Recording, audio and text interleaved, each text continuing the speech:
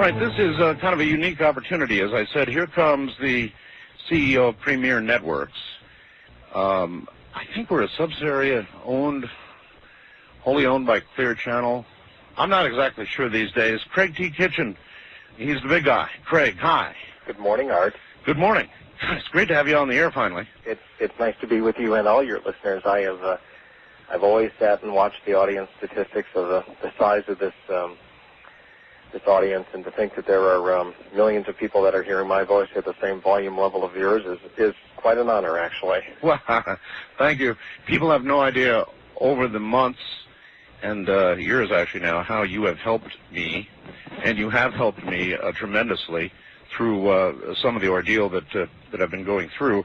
And I think about that a little bit, Craig, and then I think, you know, you're in charge of networks that not only carry my program, My Little World, but that of Rush Limbaugh, that of Dr. Laura Schlesinger, and by Mike Reagan, and on and on and on it goes.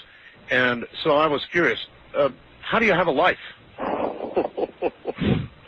Well, like you and probably a lot of your listeners, I have determined that sleep is weak, and if you can find a way to take in a lot of protein during the day and sleep 4 hours a night, it's all right. But we have experienced, I think, probably the best of times and the worst of times together in the last couple of years. Yes, sir. I never thought that phrase would actually have real meaning to me until I started to really understand the world that you have lived in, because you have experienced some great heights, like the Marconi Award nomination, and the kind of heartfelt gratitude I think you're seeing from your listeners the last 4 or 5 days, and obviously the worst of times, which I know you kind of suffer by yourself off the air. Sure. And I know that there are a great number of listeners, and I can identify thousands of them that have emailed me or tried to be in touch with me via phone in the last 4 days alone, and that's, as you say, just from your small corner of the world, which incidentally is not so small. But I know on behalf of all of those folks, in light of the announcement that you made last Friday night, you know, we are all really going to truly miss your inquisitiveness and your perspective and your guided tour of all those things that are unexplainable, and maybe most of all, your laugh. I'm not sure.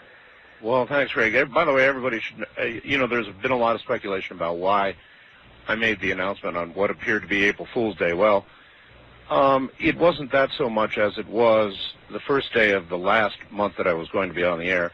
And I knew full well, you know, I'm not doing any interviews, as you well know, any at all. And so I knew full well that if I did it late on Friday, I would have at least until tonight before the real siege began. So it wasn't so much to do it on that day as it was to do it at the first of the month and the end of the weekday and the beginning of the weekend, to give myself the maximum amount of time, press-free time as possible.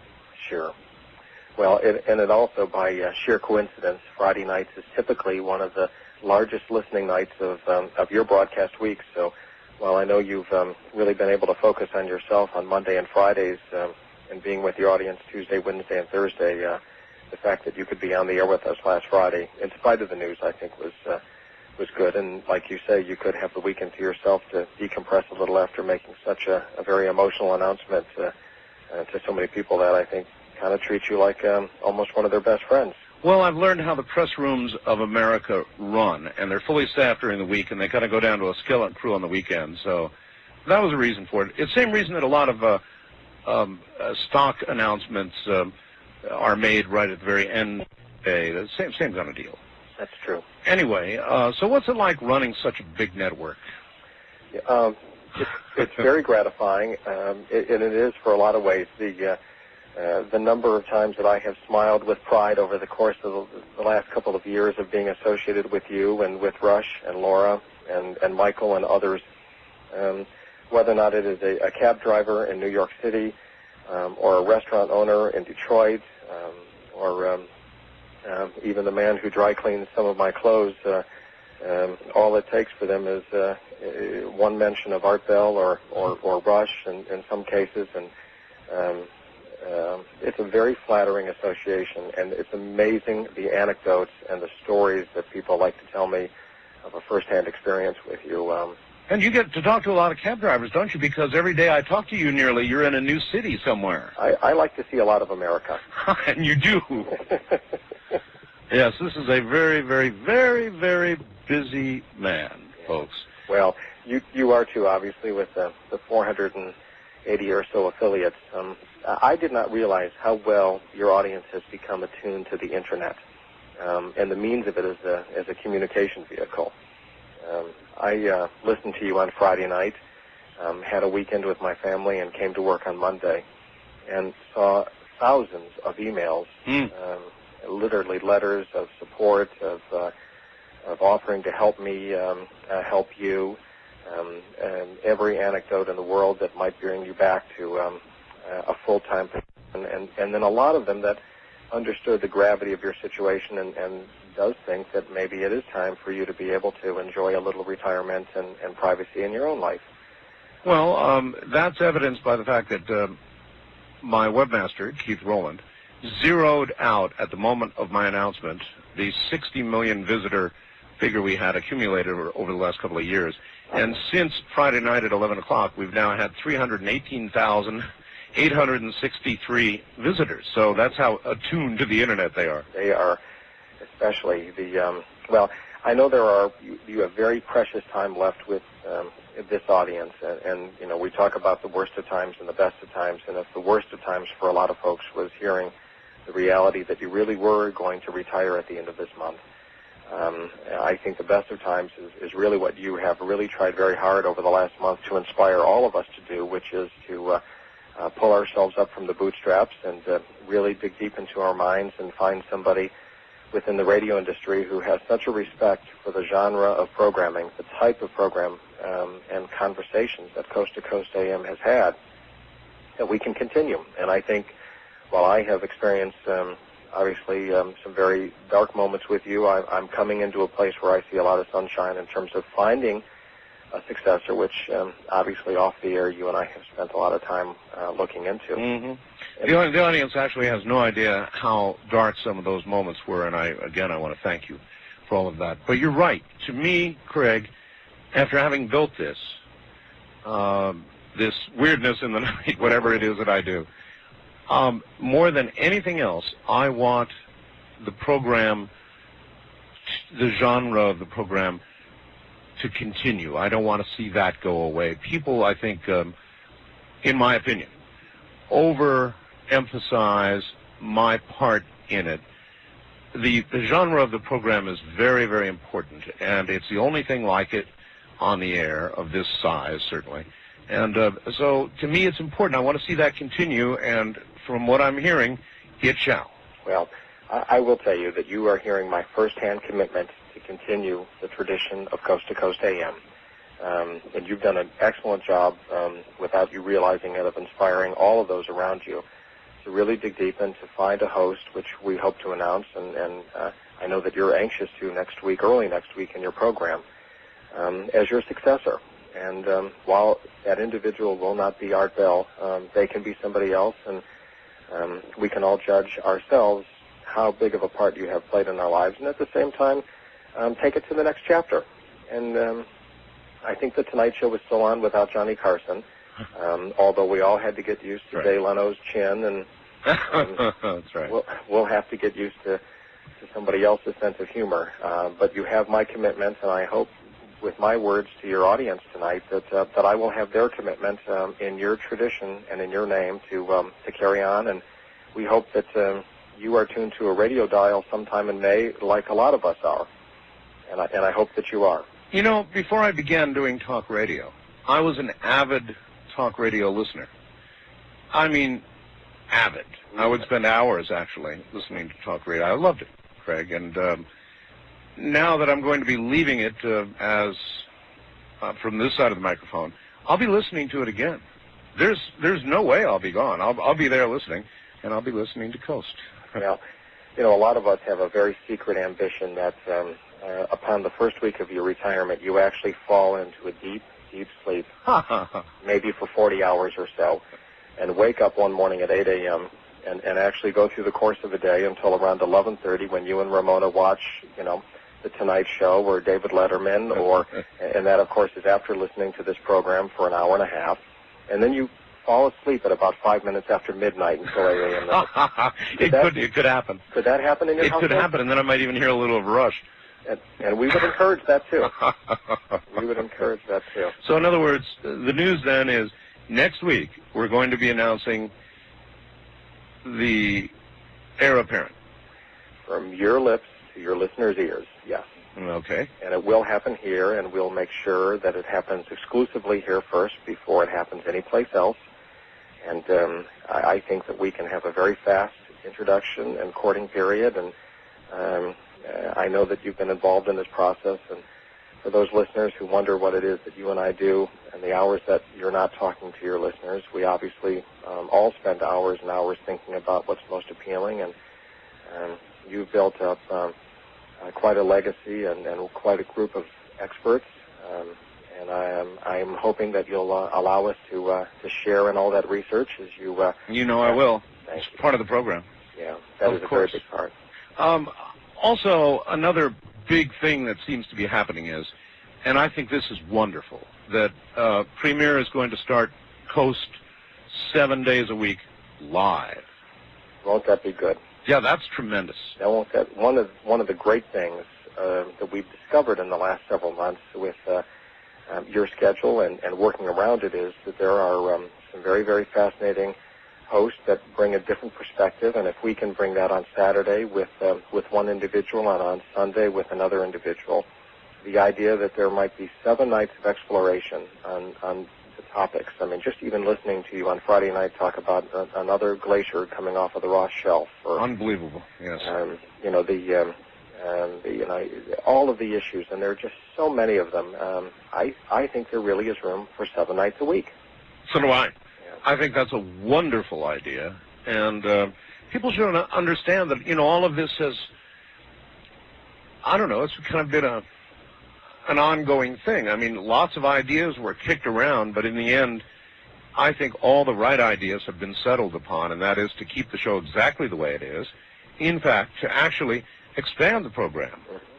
And so I think we're doing the right thing, Craig, and I'm so happy for the program, and I'm so happy that the right decisions were made, and I know you've been deeply involved in that process.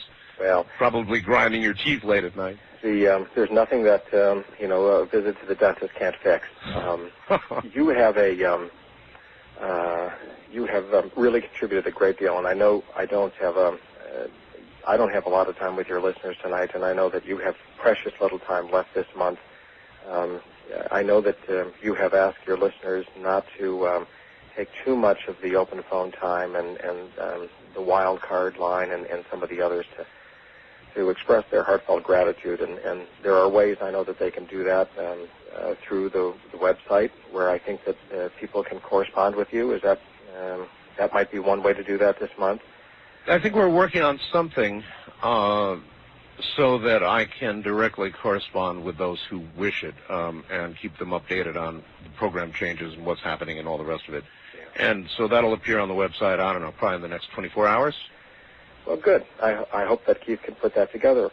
And I know that over the course of the next 4 weeks or so, I'm sure you have just a watershed of conversations and topics that you'd like to spend all night exploring with, or all morning with your listeners. And I promise on my end to minimize the number of goodbyes that we make and the wishing you wells, because I think that you know and probably can feel our own rays of light coming your way and Ramona's way, that our thoughts are with you and in a very positive way. I do, Craig, and you're right. I want to keep doing the show for the time that I have left. I want to spend my time as much as I'm able doing the material that got me here, because that's what I love doing.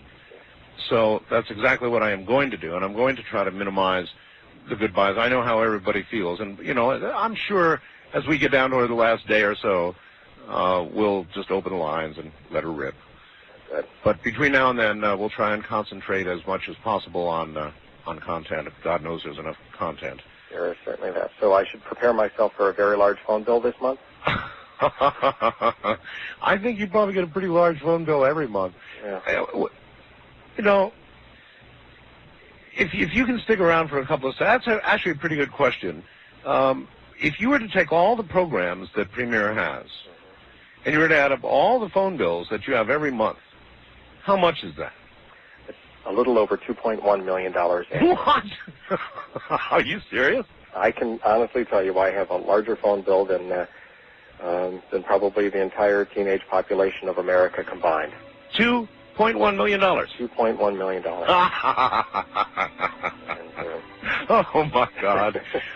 You want to stick around a few minutes, Craig? I've got a few more questions. Absolutely. All right, stay right there then. Craig T. Kitchen, who is the CEO of Premier Radio Networks, which is part of, that's a question I have actually, it's part of Clear Channel, owned, I think, by Clear Channel.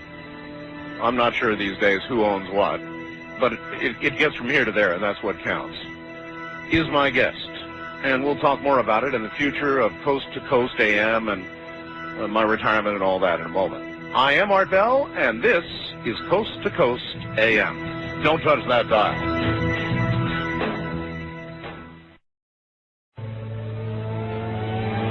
Well, you know, when I pick up the phone to interview somebody for a few hours in Hong Kong, I never thought a whole lot about it until just now.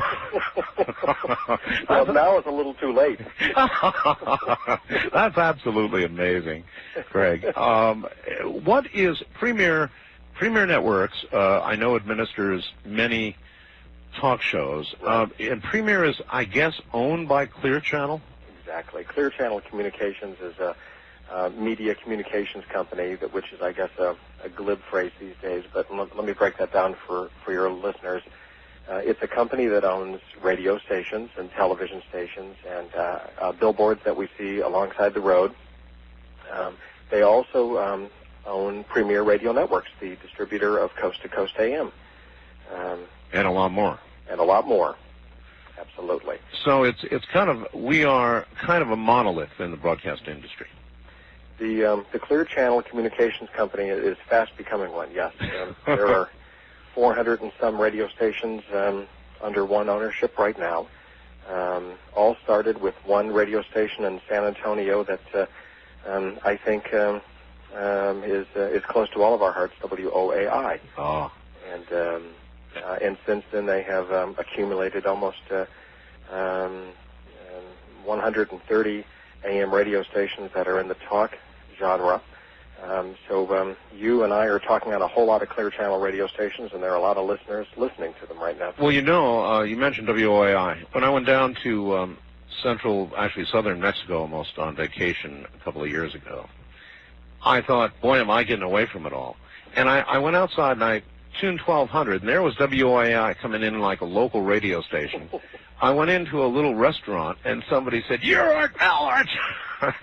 Way down in southern Mexico. I said, holy mackerel. So, yes. So that's why you and Ramona travel to different continents now on vacation. That's exactly right. What's Rush really like? What's Laura really like? Rush Limbaugh.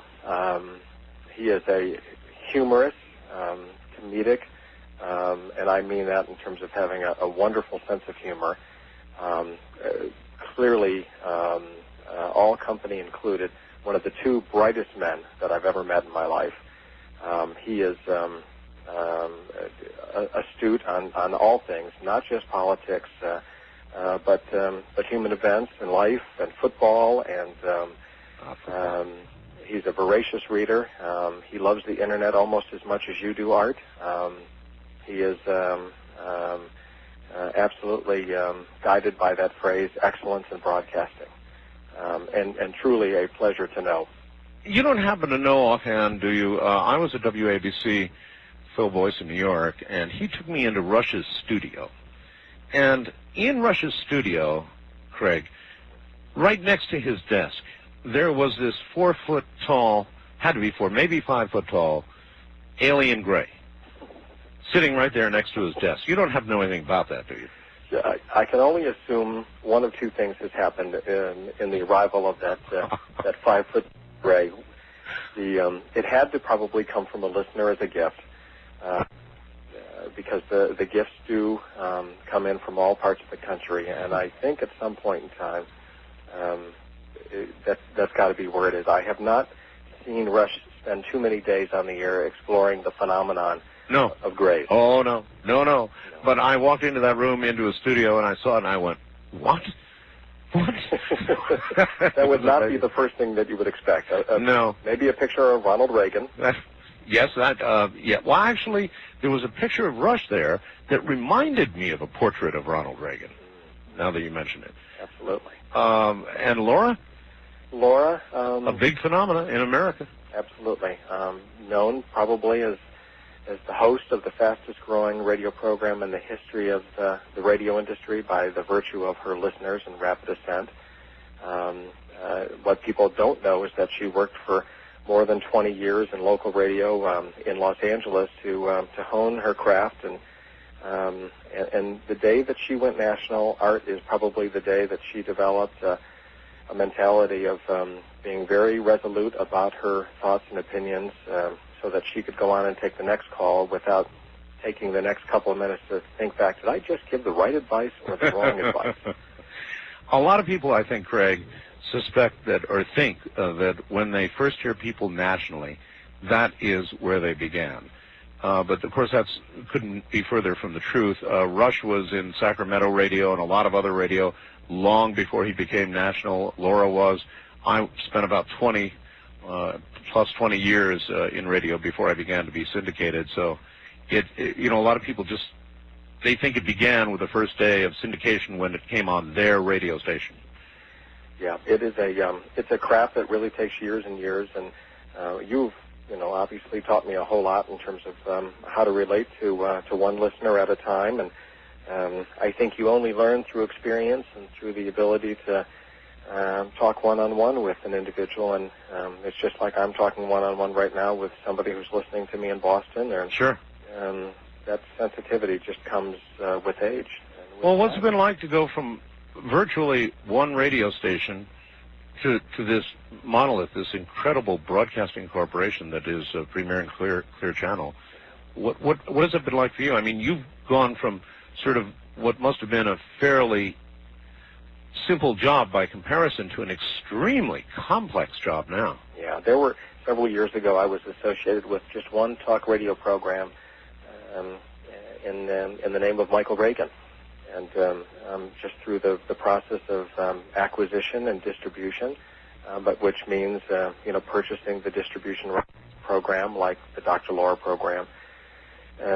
It's a real weighty proposition because in some ways you're influencing what somebody may listen to 12 or 14 hours of the day. Mm-hmm. You have to constantly think about what's entertaining, what would make people stop long enough to stay tuned to the radio, to sit in the car for 15 minutes in their driveway without getting out and walking into the house, making them go to the extent that they want to set an appointment with you. It is, in some ways, a lot of responsibility. It is, and a tremendous amount. You said 10 to 12 hours a day of programming, national programming, and that is an awesome amount of responsibility to all of America and frankly, beyond this continent. And I just, a lot of people would say that's too much, that you're really doing too much. And yet, I want to tell everybody in the audience that not one time ever, not even once, has Premier told me what I can or can't say on the air. Everybody imagines that because it's such a large monolith, that there's a control of the media. It's a popular conspiracy-type belief. But the fact of the matter is, nobody has ever told me one time what to say on the air, not once. And I'm certain that's true of the others as well. Yes, it is. It is. There is something very magical that happens when you walk into your studio every night. I think the day that I suggest to you what you might say, or say to Rush what he might say or not, or even suggest it, is the day that second guessing goes on in others. And in a lot of ways, Art, I feel I work for you, and I work for Rush, and I work for Laura and others, and it is certainly not the other way around because it truly takes a talent. And I think most people, if they really sat down in a room, any room of their house, tonight at 1 a.m. in the morning if they're on the East Coast, and just talked until 6 a.m., they would truly realize That's a lot of hard work. You know what I've always wondered about? What I just said is absolutely true about never having been told. A lot of people aren't going to believe it no matter what I say, but it is the truth. On the other hand, I think of your position out there, wondering what we're going to say next. Sitting out there going, oh, man, are we hanging out there? I have spent more than my fair share of time listening to you on the speaker end, just wondering how far you're going to take a conversation. I remember you talking to two pilots that don't know each other one night. That's right. Over Illinois, and wondering just how far you were going to take that conversation about what they witnessed flying over the state of Illinois. And not that that was even subject matter that isn't worth exploring. It obviously was, because it was one of the most riveting nights recently on your program. But you're right. It's there's a lot of trust and confidence in our relationship. Well, it must make for a lot of long days for you. I remember working, Craig, for one station for 14 years, and the lady who ran it, with an iron fist, I might add, used to relate to me the terror that she would go through listening to her own radio station at night, wondering what kind of trouble she was going to get into. And so talk radio is very, very different in programming and in the concerns versus music radio. Yes, it is.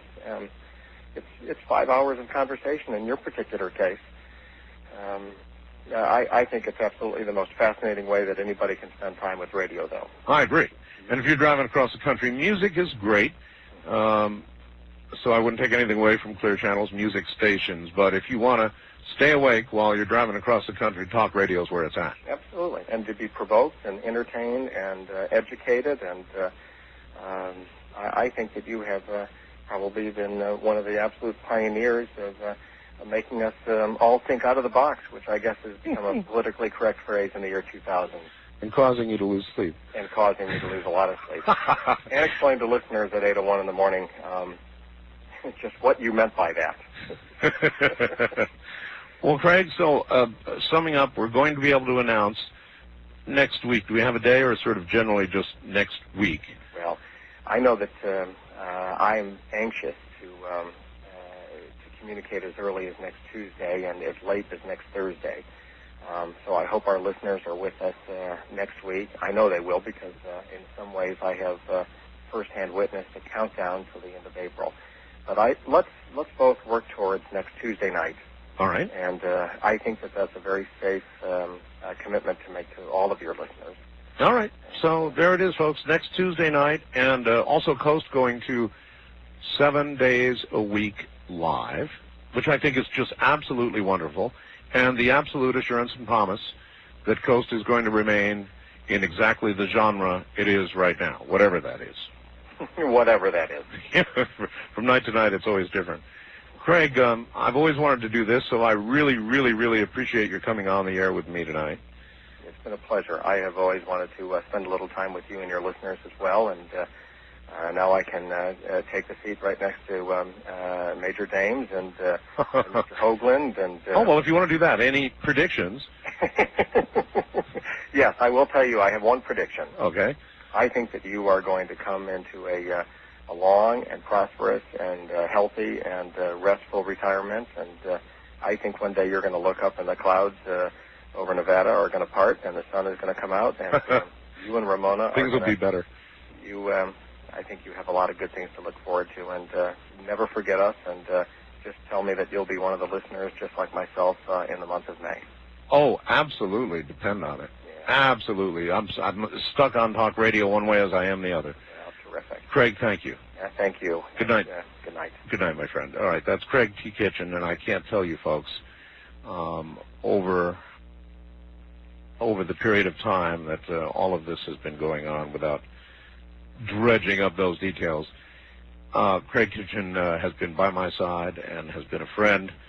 And despite what a lot of you think, as I said a little while ago, never once, ever, has anybody from that network told me what to say or what topics to cover or what not to cover.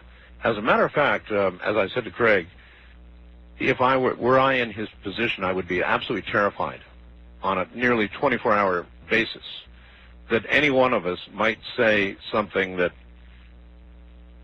would cause all kinds of problems. So it's kind of an interesting, it's kind of an interesting job to have to do to run a talk radio network, and that's what he does. It's a terrifying job, I think.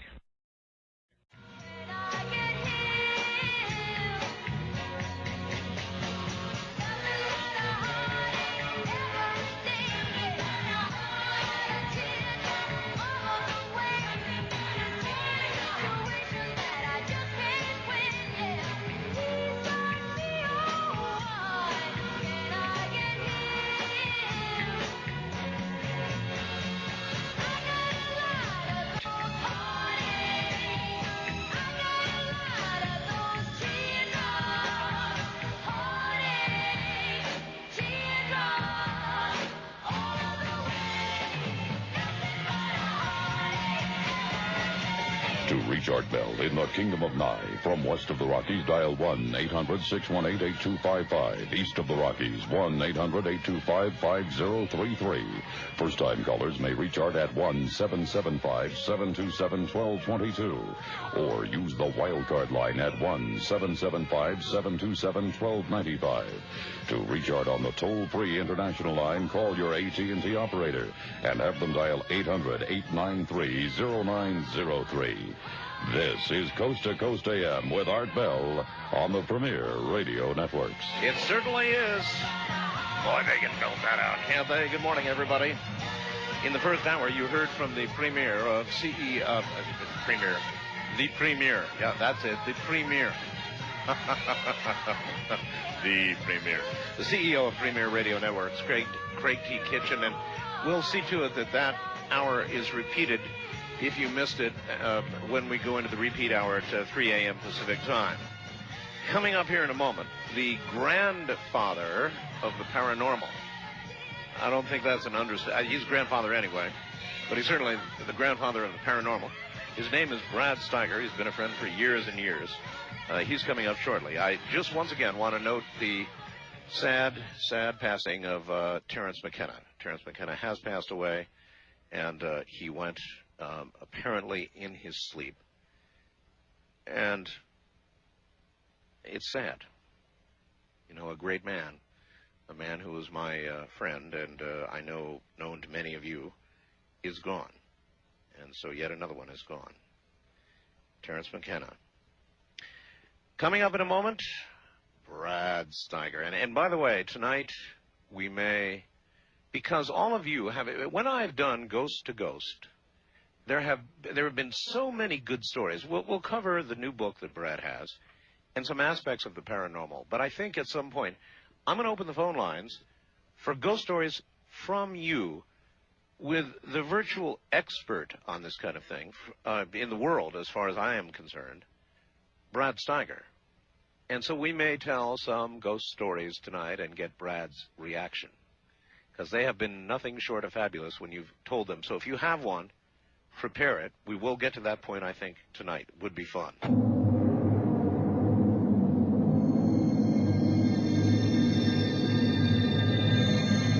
Now, from the Kingdom of Nye, more Coast to Coast AM with Art Bell. Here again is Art. All right, here he comes, the grandfather of the paranormal, the world of Brad Steiger. Here's Brad Steiger. Hi, Brad. Hi, Art. Gee, it's been a while. Yes, it has. Great to be back with you. You have written, I always go for the grand total because I never know what it is. How many books now? I think what you hold in your hand is probably 149. 149. Wow. The latest book being a book called Shadow World, actually. Is that fair? Shadow World? Shadow World. Shadow World. What do you mean by Shadow World? Well, over the years, I started pursuing paranormal quite young and professionally in the 1950s. Actually, it pursued you. Yeah, that's true. That's true. No, you're absolutely right. You're absolutely right. But then I started pursuing back. And going to different houses and apartment houses and office buildings and so forth for over 45 years now. In Shadow World, I've collected what to me were some of the most baffling, intriguing, eerie, spooky, and yet somehow inspiring stories in many cases. But I have come to the conclusion that whether we're talking about other dimensions, and I think we are, that the shadow world, as I call it, is just at the edge of our world. And we can cross into that world sometimes when we're in altered states, but sometimes for the many people when they least expect it. They suddenly have encountered something that previously was beyond their ken, beyond their definition, beyond their reality, beyond their world, and they have stepped into shadow world. Now, the entities there, again, I think we have a mixed bag. Now, some people have said, now, Brad, you're the one that you never categorize. You say, as we do in the source, that, you know, it could all be one gray source, and it could. Sure. But just as, you know, we're one species on this planet, one human species, we have all kinds of ethnic groups and other divisions, nationalities. It might be the same in Shadow World. Well, single source or not, there are many manifestations. Exactly. That's for sure. Exactly. So just as there are many kinds and reactions of personalities in our physical world, in this multi-dimensional paraphysical world, there indeed, I have certainly speculated in this book that there are different types, and they react in different ways with different people. You sent out a questionnaire to a bunch of people, didn't you? Mm-hmm. And the results of it were really, I think, really, really interesting. How many people... You began back in 1967, and I guess you still sent it out. How many people do you think have responded to that by now? Well, over 30,000 now, Art. 30,000. Yeah, and again, let me qualify. I don't pretend that this is strictly scientific, because these are people who have written to me or have responded when Sherry and I have given a seminar or whatever. So, again, these people are interested in the paranormal, so I'm not trying to say that this is the man in the street type of thing. Sure. But of that number, 48% responded they have seen a ghost. Right. 48%, just under half of all the people have seen a ghost. That's astounding. 42% have perceived the spirit of a departed one. That's astounding to me. 42%. Right. And 61% say they have encountered spirit entities in haunted places. Spirit entities. So that's a gigantic majority. They don't call them ghosts, but spirit entities. How do they delineate between? What is the difference between a spirit entity and a ghost in a haunted place? Well, there again, I try to make it as general as possible, Art. Ghost, spirit entity, whatever you want to call it, but somehow spirit entity seems to be a more collective. I again feel there is a difference between what I call a ghost and call a ghost in Shadow World and what we would call a spirit entity. And just to delineate that for 1 minute here, a ghost, I feel, is most often a residue that's somehow left in an environment, somehow left in a house, and then someone of the proper or more receptive telepathic affinity enters that area and somehow picks up on it, just like seeing a real motion picture film. And they see a scene being enacted, or they see a person, a personality, and this is extremely common. And I don't think that has anything to do with survival of the spirit. That's somehow an emotion is impressed in the environment in a way we don't understand, and then it's picked up. And I think a lot of people have those experiences. But not the spirit itself, the conscious remaining spirit or soul of that person. No, I don't think so, because in what I call a ghost, the entity repeats a physical act over and over again, like a strip of film. That's why I make that comparison. And okay, delineate then between that for me and what is called up when one uses a Ouija board. Well, I mean, because the Ouija board seems to have a definite consciousness and purpose behind what it says. the Ouija board, again, I generally launch into a little polemic at this point. If you feel, and I'm using the ubiquitous you here, if you feel that you have the proper discipline and training and you've studied, a Ouija board can be of use, but I definitely am against it with teenage girls at slumber parties doing it on Friday night type of thing. I've been called in far too often by parents to work with hysterical young women. At one time, a group of college girls came to see me in my office. They had been playing with a Ouija board. Now, they had again, an intelligence. It was giving them all sorts of data. But it so often then, we have so many what I call astral masqueraders out there. And you find that too often it ends up with obscenity, it ends up with outright filth, it ends up with having them do ridiculous and suggestive things. So you have to be very, very careful using a Ouija board. It is not, I'm just amazed that it's sold in catalogs as a game for children like a Monopoly board, you know. It is. And it is not that. It is not a game. It is something that must be dealt with. When you start opening the doorway between our world and shadow world, you must be extremely cautious.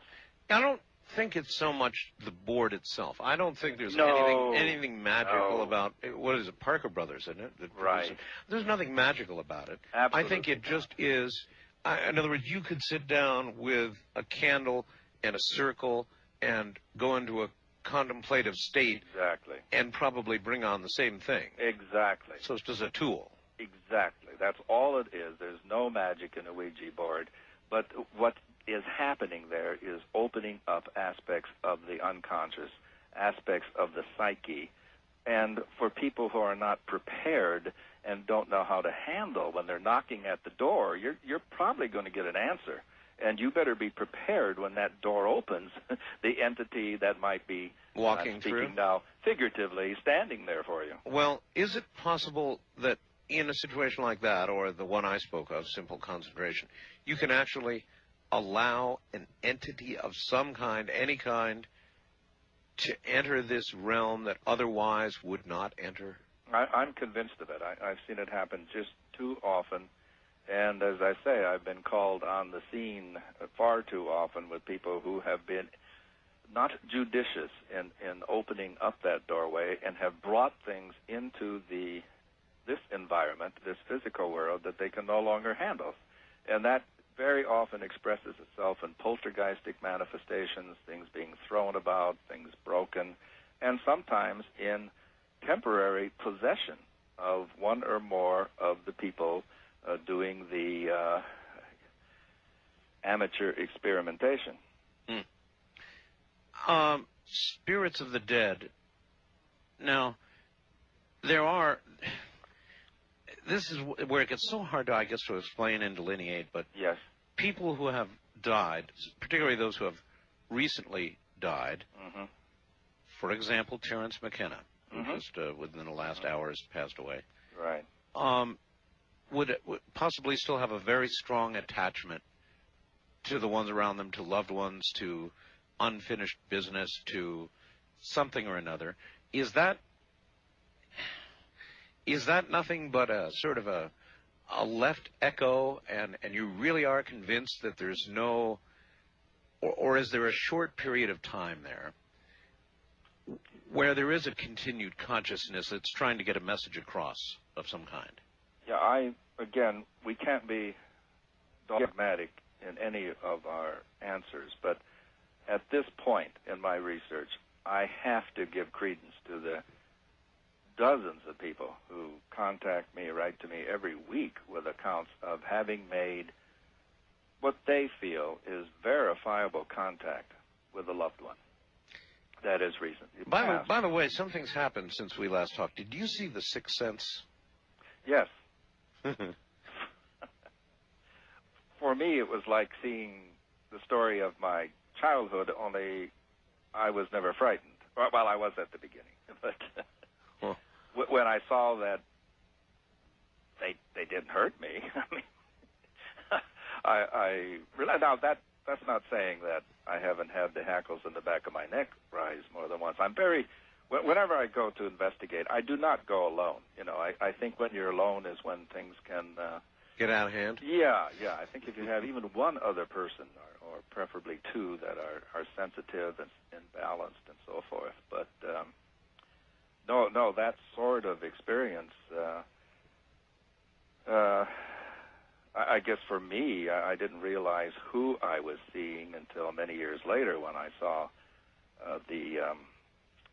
in a family album that it would have been my great-grandparents that were coming to see me when I was a little boy. I mean, I would first, put the covers over my head and then look, and they're still there, and put the covers over my head and look, and they're still there. And then night after night, when all they did was stand and smile at me, I thought, well, what's to worry, They're smiling. Yeah. Well, they weren't really smiling, and when I saw a picture of them, they were kind of stern and good, hardy Scandinavian pioneer stock. So, but I felt they were smiling at me. I felt that there was benevolent, and I guess I've always tried to maintain that positive attitude. Now, I've told the story on your program a number of times when I, smart-mouthed that entity that knocked the door off and threw us up in the air. And, yeah, that was probably the scariest thing I ever heard. Yeah, well, that really caused me to reassess a lot of things, Art. At that point, I was pretty smug and intellectual, and I had pretty much moved into intellectualizing and dismissing everything as misapprehensions or psychological aberrations of one sort or another. I was going through a pretty judgmental phase of my life, and at that point, boy, that just opened up the whole vista of shadow world for me. What's it like to actually be raised off the ground?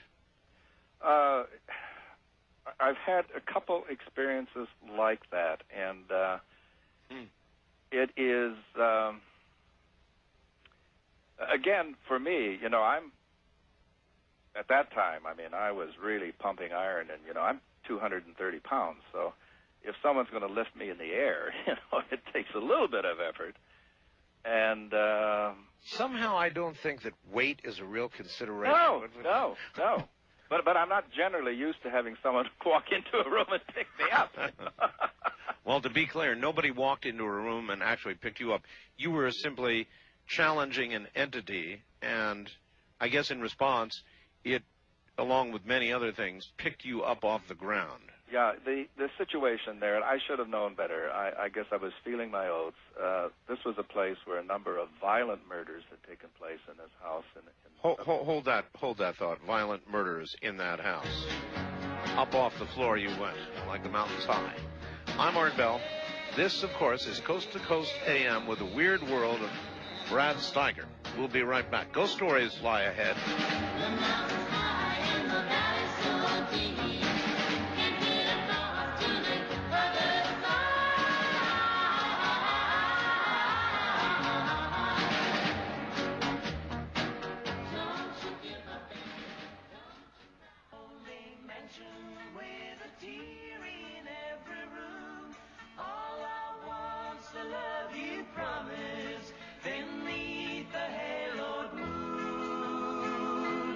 But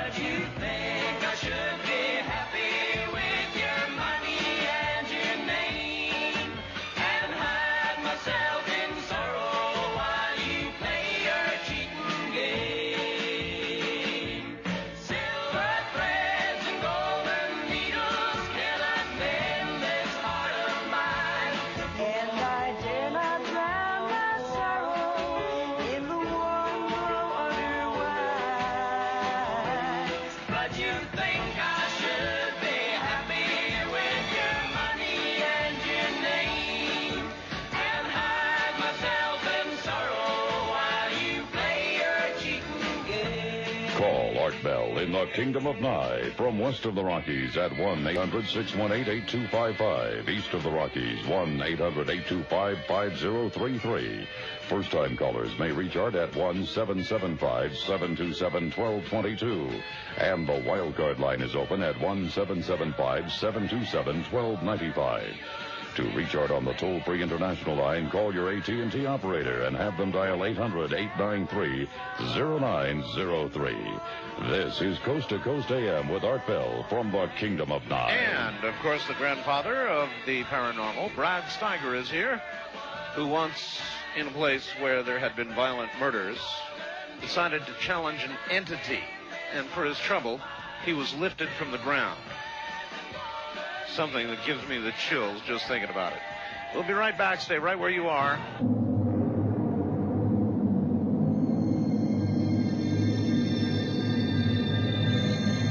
Now, from the Kingdom of Nye, more Coast to Coast AM with Art Bell. Here again is Art. And once again, the granddaddy of the paranormal, here is Brad Steiger. Okay, Brad. Here's something. Well, let's go ahead and pick up where we were. A home, a place where a number of murders had been committed. Yeah, well, I tell the story at considerable length in our book, The Source, so I don't need to go into detail probably, except the essence of, and the point I'm making is that in houses like that become like repositories of evil and violence and extreme emotionality, there could lurk what I call spirit parasites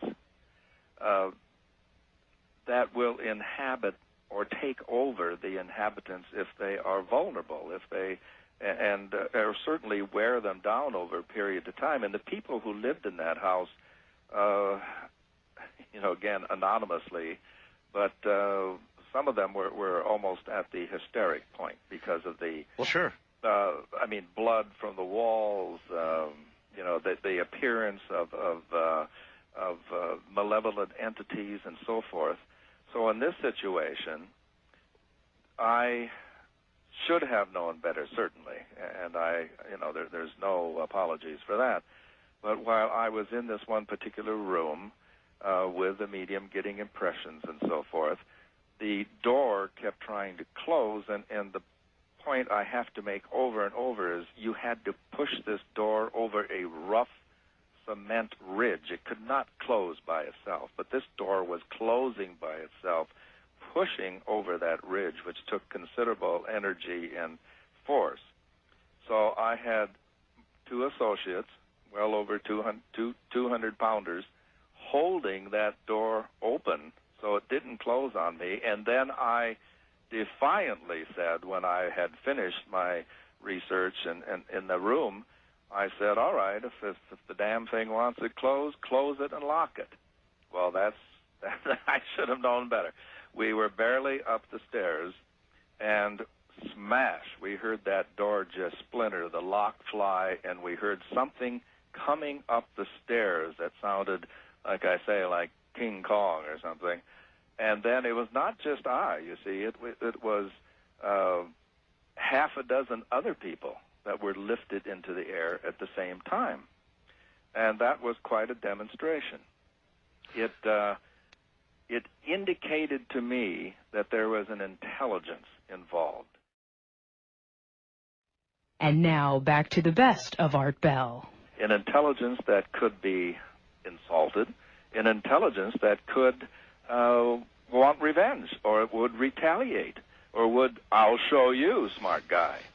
And that, as I say, really turned my research around at that point. I had denied a lot of individual psychism that I had expressed as a child. I had begun to rationalize that. I had put everything into a very kind of materialistic.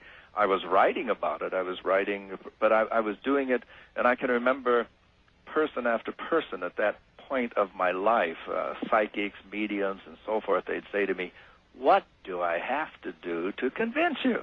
And I would say, well, they would demonstrate something, And it would appear extraordinary, but I say, well, it could be this, it could be that, it could be, you know. And I drove people to distraction at that point. That really forced me, okay, retain objectivity, retain certainly an intellectual approach, but also open up your mind that there are things that we cannot define, that we must be open to, and there are powers and principalities that are all around us, in interacting on us and with us in ways that we cannot fully comprehend at this point. Well, talking esoterically about lingering spirits that are not exactly the consciousness, the souls of the departed is one thing, but getting lifted off the ground is a different reality. Now, how do you square the two? Well, again, I almost always said, well, it's a residue. It's a spirit residue. It's a memory. I have revised that. I mean, I'm open. I have now been involved in too many cases where it certainly would appear to all clear-minded, clear-thinking. I know people will laugh when I say that, some of them. Yeah, but people who will evaluate in a fair manner that there was contact made by this particular deceased individual, because information was given that no one else would know, you know, like an allegedly lost insurance policy or other information that only that deceased person would know. Now, again, one says, well, they picked it up through ESP. Well, yes, but it's ESP from an entity that is what we normally call dead. Dead, yeah. But then we have to say, as Chief Seattle said, there is no death. There's only a change of worlds. And hence, I'm back to Shadow World. All right, well, in Shadow World, what is a poltergeist? Poltergeist, again, I think we have to look at it at least two ways. An adolescent, and most often a girl, undergoing psychic upheaval. This has also happened to young women on their honeymoons when they remain virginal, and this requires then a psychological and physical adjustment to now sexual intercourse. Poltergeistic phenomena has just burst around them. I've got so many accounts of haunted honeymoons, I could write a book by that. Sexual energy. Yeah. Manifestations, the bed bursting into flames. Yeah, really. It's not funny to the people. No. No, not funny. You're right. Especially the young man, you know, who for months, darling, I'm saving it for our wedding night, and then, you know, the covers burst into flame, and the walls, and so forth. So again, it has to do with psychokinetic energy on one level, nothing at all to do with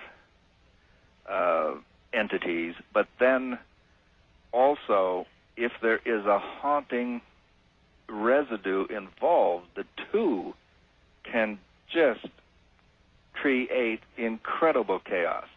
If you have a haunting situation, and then you have a youngster entering puberty, and all this psychokinetic energy bursting, wow, you can have, and I've been called by police departments around the country, you know, and they usually run their course in a week or so, but sometimes they maintain for several weeks. In the Shadow World, I have like a diary of a poltergeist where a woman is keeping account each day of the manifestations and so forth. I'll tell you a little secret. I hear from, because obviously they're on the late shift and they're driving around in patrol cars, police have long, boring stretches interspersed with terrifying seconds. Mm-hmm. And during those long, boring stretches, they get an opportunity to listen to this program. And so I get a lot of feedback from law enforcement people. Right. And they have had, Brad, I'm telling you, more experience with the paranormal than any group I could name. Police officers have been one of my essential sources ever since I got into investigating the paranormal. I have been brought to more haunting situations by police officers than anyone else. They have encountered something that just simply was not in the police manual, and they were open enough and big enough to ask for help. And it's just some extraordinary cases. And as I, I tell the one story, of course, where I had been brought to a situation by a police officer who then at the last minute, he was going to be with me, but his duty changed, and he had to have someone else fit in who did not accept the paranormal, did not accept ghosts. And again, the situation when the ghost, he had been giving me such a bad time, and then when the ghost began to manifest and take form right in front of us, then my mischievous self got a little revenge, because when the police officer kept saying, "What's that? What's that? What's that?" I kept saying, "I don't see anything. I don't see anything." Until he was finally going for his police 38, and then I put my hand on his, and I said, no, I see it. And that was the time I actually stuck my hand inside a ghost, and that. Do you again, remember what you felt? Yeah, it felt like dry ice. It felt little cold. You know, there's always not always, but almost always the cold spot around it, like you saw in The Sixth Sense, where you can see your breath. Sure. So again, it was like putting your hand in as if it were dry ice. It was just cold and tingly all around. By the way, I don't want to give away the end of The Sixth Sense. By now, a lot of people have seen it. But did your teeth drop the way mine did at the end? I told Sherry before we watched it, I said, I think I know, because they said there was a twist. So again, I put my writer's mind. I read a review, about the child seeing. Yes. So I put my writer's mind to what would I do if I were going to do a twist, and that's what I would have done. So Really? Yeah. Man, I didn't see it coming at all. I didn't see it coming. As a matter of fact, I was in a hotel in the Los Angeles area watching it on one of those pay-per-view things in a hotel. And I wasn't expecting much, and I thought the movie was very, very good. Very good. But at the end, I couldn't speak. I'm telling you, it was that serious. I really couldn't speak. Well, I went through it again then with Sherry and showed her, see how they didn't do this and it didn't do that, and, pointed out different things. Almost everybody did that. You almost had to go back and say, well, was the movie really true? And it really was, of course. Yeah. But you see, as a writer, it doesn't bother me to figure something out in advance, because I'm looking at the execution, the style, the dialogue, and so forth. So, I mean, to me, it's like seeing a Shakespeare play again. I mean, it doesn't spoil it for me that I've, read Macbeth and seen it a dozen times. I'm still excited about a good presentation of it. I have done now over the years a whole bunch of shows that I have, for lack of a better name, just called Ghost to Ghost, Brad. And during those programs, I have received some of the scariest, strangest, obviously true stories of the paranormal and of apparitions and ghosts. Oh, absolutely. As I've ever heard in my whole life. I mean, just really serious stuff. And I thought it might be fun one night, maybe this night, because you're such an expert in the area, to open up the lines specifically to those stories, just the way we do on Ghost to Ghost, except to get your comment on them, because normally I'm here and my jaw's dropping and I don't have the first inkling of what to say to people except holy smokes or something its equivalent. Or what was it Billy Batson used to say, holy moly, or whatever, before he turned into Captain Marvel? Whatever it is you can say on radio. Well, I would like to bring up one category that I put in Shadow World and see if anyone has had experiences with what I call the spirit mimics. What are spirit mimics? Well, I don't know what they are, but I find them the most fascinating and the eeriest. I call them the in-between beings. They look like us, they act like us, they pose as us, and then you find out they haven't been us all along. People, until you've had this kind of experience, and I know there are some people out there because I hear from a lot. Let's put it this way, Art. You decide one night, you and Ramona are going out for a cup of coffee in a place you've never been. You go out for a drive way out there in the desert, and you see this quaint little restaurant. You stop, you have some coffee. There's some really neat people there. And they talk to you, and they chat with you. And, you know, a month later you say, let's go back there. They were so nice. You go back, and you can't find it. And you know exactly where it was. Oh, you mean the place? Yeah. And it's not there. But you know exactly where it was. So, oh, well, you'll get plenty of that, believe me. We must be mistaken. We drive. Well, then, to have beings appear or call you on the phone or make arrangements, talk with you, and claim to be someone you know, but yet it's not quite that person. It is, for some reason, we don't, I mean, what is the agenda? What is going, is this for education? Is this testing? Is this evaluation? Is it something we can't even guess at? But I have several stories in the book about spirit mimics that I think are the eeriest that I've ever written. And I would really be curious if people have those experiences. Shadow World, by the way, is available by going to my website and taking the usual hop over to Amazon.com. Now, you won't get immediate delivery. What you can be is one of the very first people to get Shadow World, if I'm reading what it says on Amazon.com correctly. I think it is available now. Oh, is it really? Now, one thing, too, now all the, you know, various electronic people have the book, but Amazon.com, they let you blow up the cover, and this, I think, has the most gorgeous cover. It is pretty.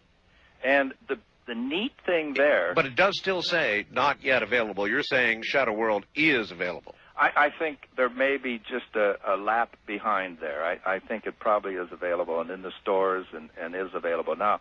But when you see that beautiful woman standing on the beach, there you kind of see the essence of Shadow World, because as beautiful as she is and as beautiful as she is, gown is blowing, you also notice, if you look closely, you can see through her. Yes. Well, okay, then. Hold on, Brad. What I would like to do, let me instruct the audience now, is I would like to do the same thing that we do when we do Ghost to Ghost AM. I would like those of you with really serious stories of the shadow world, ghost stories, stories of hauntings, stories of possession. Those of you, if you really do have a story, a serious story, those of you in law enforcement, those of you not in law enforcement, but with serious stories, I would like you to go ahead and come on ahead and tell them, and then sort of get the opinion of one of the greatest experts we have on this sort of thing in this country, Brad Steiger. Sounds interesting, doesn't it? So that's what we're going to do next. A kind of a modified Ghost to Ghost AM with my guest, Brad Steiger. Actually, all over the world. Good evening, everybody. From the high desert, this is Coast to Coast AM. Or is that Ghost to Ghost AM? Well, we'll see. Phone lines are open. Only in America, land of opportunity, yeah. Would a classy girl like you fall for a poor boy like me? Only in America, and a kid who's washing cars take a giant step, and I will never be set free as long as I'm a ghost you can't see. Wanna take a ride? Well, call Art Bell from west of the Rockies at 1-800-618-8255. East of the Rockies at 1-800-825-5033. First-time callers may reach Art at 1-775-727-1222. The wild card line is open at 1-775-727-1295. And to reach Art on the toll-free international line, call your AT&T operator and have them dial 800-893-0903. This is Coast to Coast AM with Art Bell on the Premier Radio Network. And with Brad Steiger and maybe sort of a portion of Ghost to Ghost AM, we're soliciting from you the stories that you have told so many times on Ghost to Ghost. Maybe even some repeats of those. And then the opinion of an expert. We've got that. Brad Steiger. His brand new book deals with this kind of thing. It's called Shadow World. You'll find it on Amazon.com. It's just now available. And then eventually, of course, in bookstores across America. But Shadow World, you should definitely check out. The man who's lived in it for so many years, Brad Steiger, is here. And we're about to launch into a series of your stories. I'm Art Bell. Stay right where you are.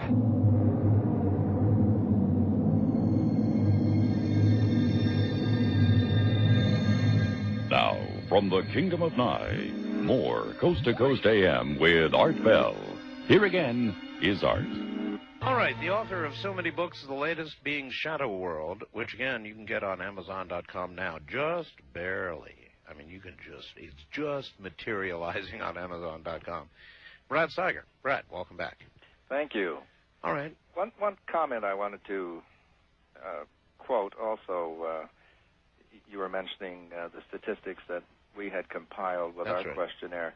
I found it fascinating that Dr. Jeffrey Levin, an associate professor at Eastern Virginia Medical School, analyzed a national sociological survey conducted by the National Opinion Research Center, University of Chicago.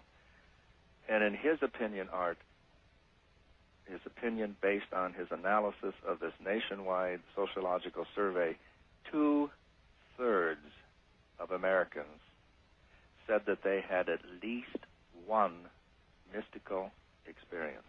Mm-hmm. Now, interestingly, this seems to increase with each generation. Well, now that is interesting. And another interesting aspect. Now, would that be due to the fact that more people are willing to admit it, do you think, Brad? Well, or that actually the phenomena is increasing? He seemed to feel it was increasing. I mean, taking into consideration, you and I know that people are more prone to discuss it than ever before. Sure. Due to your marvelous program, and I like to think my marvelous books, and other people, of Sure. course, who have been doing the same work in this field. But he feels it is something that is happening with each generation. He also said that mystical experience, now that includes, of course, hearing your father's voice after he's passed, seeing a ghost, and almost 40% in that national survey said they'd seen a ghost. Now that is the national, that is the person on the street, 40%, 39.9. But that's also apparitions of Mother Mary, saints, and so forth. Now the interesting thing there is that it's happening more to unchurched people than churched people. You know, although waiting on the phone, but one thing to interject. If I'm a devout Catholic, for example, Mm-hmm. and I see a kind of a wispy, smoky, obvious apparition appear before me, I'm probably going to think it's a message from Mary, or it's a sign from God, or it's something to do with my deep faith. Mm-hmm. If I'm not a Catholic, I'm probably going to think it's some sort of ghost. If I'm not a believer at all, I'm probably going to think I didn't digest something properly, Right. and dismiss it. So the fascinating thing is that those messages from Mary or whomever are happening more to unchurched than churched people. according to this survey, and I found that fascinating. All right. Well, let's say hello to a few people. First-time caller line, you're on the air with Brad Steiger. Good morning. Hello? Oh, I didn't push the button. First-time caller line, now you're on the air. Hi. Hi, Art. Hi, Brad. Hi. I'm John. I'm a police officer in Montana. Mm-hmm. And unfortunately, I don't have any job-related stories, but I do have a unique one, which is just as interesting. Okay. Okay. When I was around 16 years old, my mother had purchased a dog for my sister and I at the local dog pound. It was a Chinese pug, which was about middle-aged, and those dogs are pretty susceptible to disease, and they just don't live very long, Art. Mm-hmm. Well, anyway, I'd grown a very fond attachment to this dog over the years, and actually had done a cartoon strip on it in the local paper for a couple of years. And anyway, one night I went to bed. This was a couple of years after we'd got the dog. And the dog had always slept on the bed with me, down by my knees. He would curl up. Right. And one night I recall, just as I laid down, I heard the dog actually coming across the floor and jump up on the bed. And for a minute it startled me, and I asked myself, what was that? And I replied to myself, oh, that's just the dog. Well, I felt the dog curl up by my legs and between my knees and lay down. And I thought, oh, my God, that dog died about a month ago. It startled me. I, of course, had realized the dog was dead, but it was just such a familiar feeling. Right. Well, I thought, this is it. This is my chance to see a ghost. If there ever is such a thing, this is it. So I made sure I moved very cautiously and in an instant opened my eyes. And when I did, I seen the dog, which appeared to be made of a dull light, if you will. Say that again, of what? Of, let's say, pixels almost, of a dull light. A dull light, okay. Yes. And as soon as I looked at the dog, it lifted its head from its paws, looked me right in the eye with a very peaceful, calm look, and just faded within a second. It completely disappeared. Oh, God. That's an incredible story. It is. Beautiful. It's changed my life as far as the way I perceive other life forms, such as the animal world. I used to be an avid hunter, and especially varmint hunter. And you're not now? No, not at all. I appreciate the story, sir. Brad, God, that's what I mean. Stories like that. Oh, it's great. The book that we are working on, almost as we speak, is called Dog Miracles, a sequel to our Animal Miracles, which did so very well. And stories, as he just told, I mean, they come in, and they have the same effect on most people. It changes their viewpoint, their perspective, just as it did this gentleman's. It changed his point of view.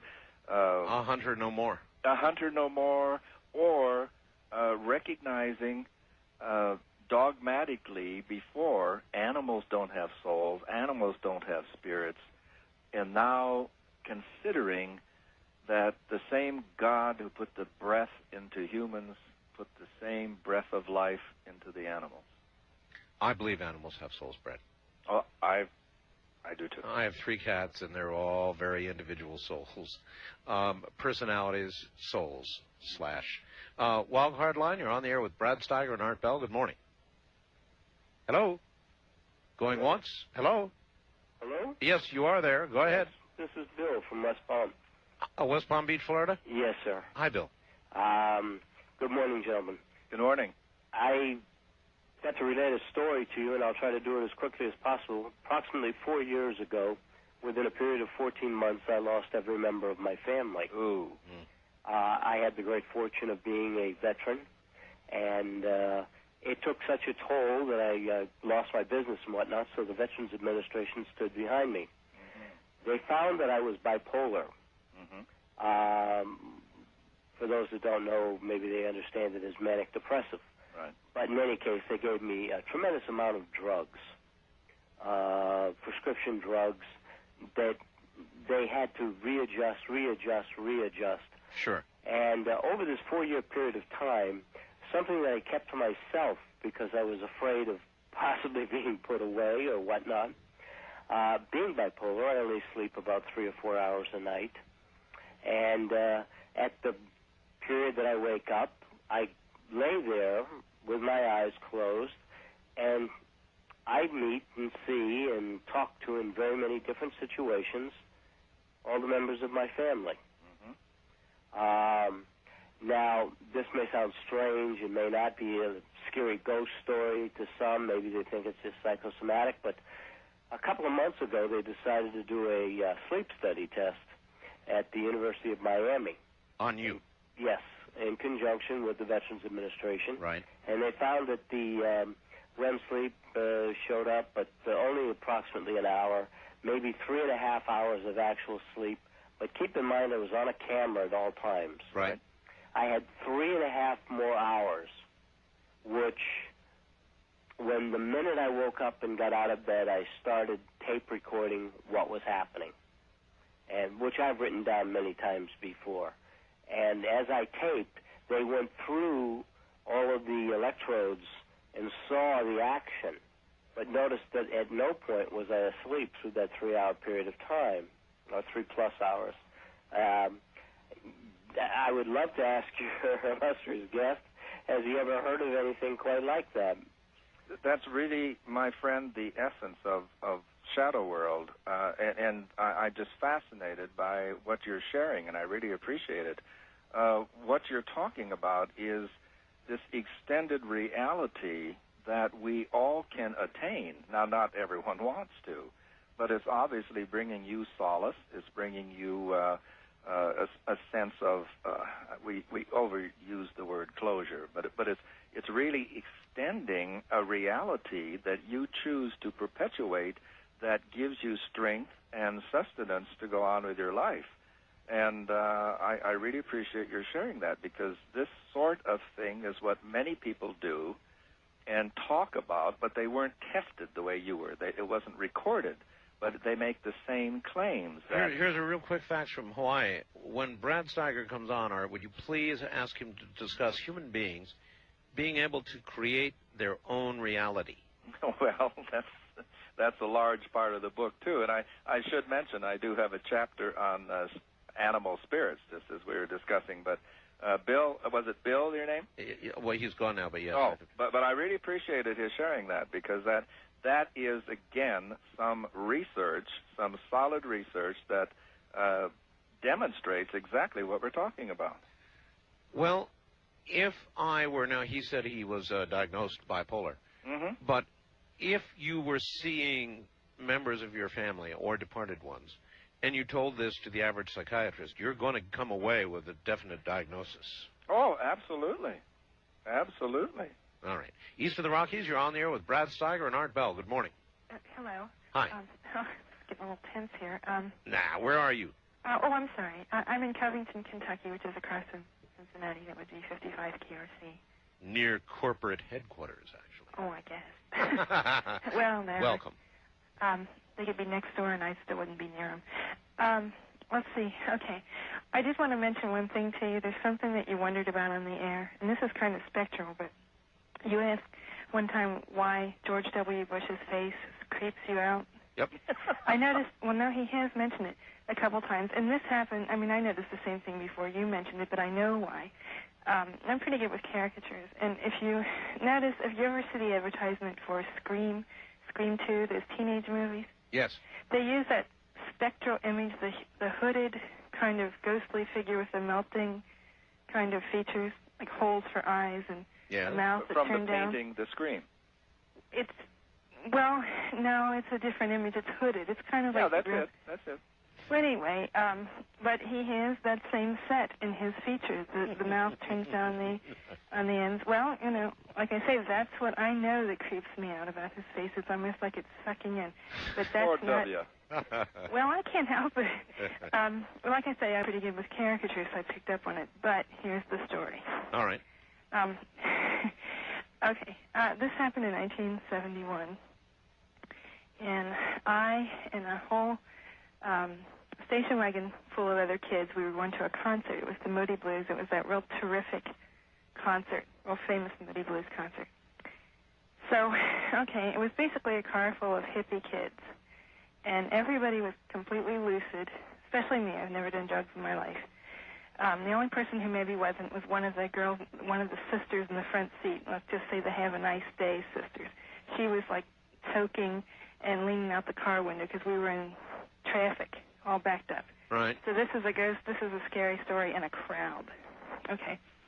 So we're all sitting there, and none of the cars are moving, and she's kind of having a nice day. And I'm sitting shotgun in the second seat, in the middle seat, and I just happened to glance over. And there's a man who we would have considered him some older guy, like in his 20s. Just a nondescript guy with sort of dark hair and a mustache in a little red sports car. So I know I just kind of glanced at him. But apparently almost everybody in the car must have glanced at him. I don't know why. And here's where it happens. This is kind of short. He looks at us, and out of his chest, about where his heart was, his hands were on the wheel, was a little orange ball of light. On his chest? It just seemed to come out where his heart was. His hands were on the wheel. Like I said, we're all lucid except for Peggy in the front. Mm-hmm. So the thing just rapidly spread. I mean, it just got big and bigger, and it obliterated him. And it scared everybody. Of course, Peggy hopped in the car and didn't even so much as put a fingernail out the window. And everybody was saying, what was that, you know? And then they thought, well, oh, it's a narc. It's a narc. You know, they thought it was a flashball. But the point was, it couldn't have been a flashball, and we don't know what it was. Never knew. I've mentioned it to a few people. Never could explain it. The only discrepancy here was I saw it as orange, and my best friend sitting next to me saw it as white. And I couldn't tell you. The guy just hit a blank look, looked at us. Why we all looked at him, I don't know. He wouldn't have interested us. He was just kind of a older guy. So I don't know. What do you make of that? Well, that's the spirit mimics I was talking about. Oh? That they, you see them on the street, you see them in odd places, and unless you really focus, you don't realize they look like us, they dress like us. Well, it's the light. Yeah, the light, again. And traffic must have moved. That was the end of it. This is described. Some people see it as orange, some people see it as green, some people see it as white. Was he trying to hurt us? No, I don't think so. They might be trying to study us. They might be trying. I don't know what they're up to. But, oh, God. But they didn't hurt you, did it? So he was just trying to give us a little scare? I think you looked behind the mirror at the wrong time. I think it was just a synchronicity there that, and maybe you were supposed to see it because it now stretched your universe. It stretched your reality farther than it had before, and you found out you didn't have to have a toque to do it. All right. I didn't. That's it. Thank you, dear. Bye-bye. Brad, hold on. We'll be right back. We're telling ghost stories with an expert.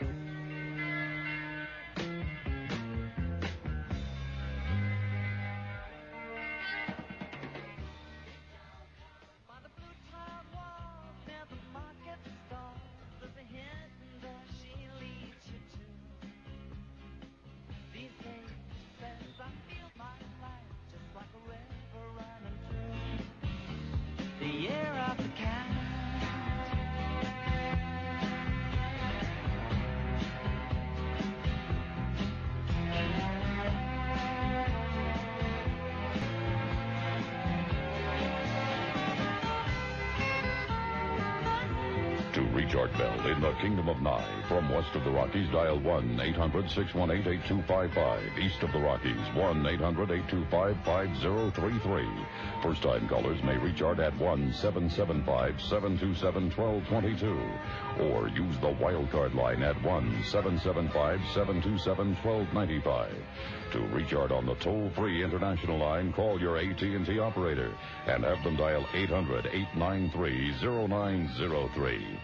This is Coast to Coast AM with Art Bell on the Premier Radio Networks. Well, when you hear it from the lips of those who have experienced it, it all of a sudden seems very, very real, and it is. The shadow world, right here, right now. That's the name of Brad Steiger's latest book, Shadow World. You can get it on Amazon.com or probably in bookstores coming up shortly.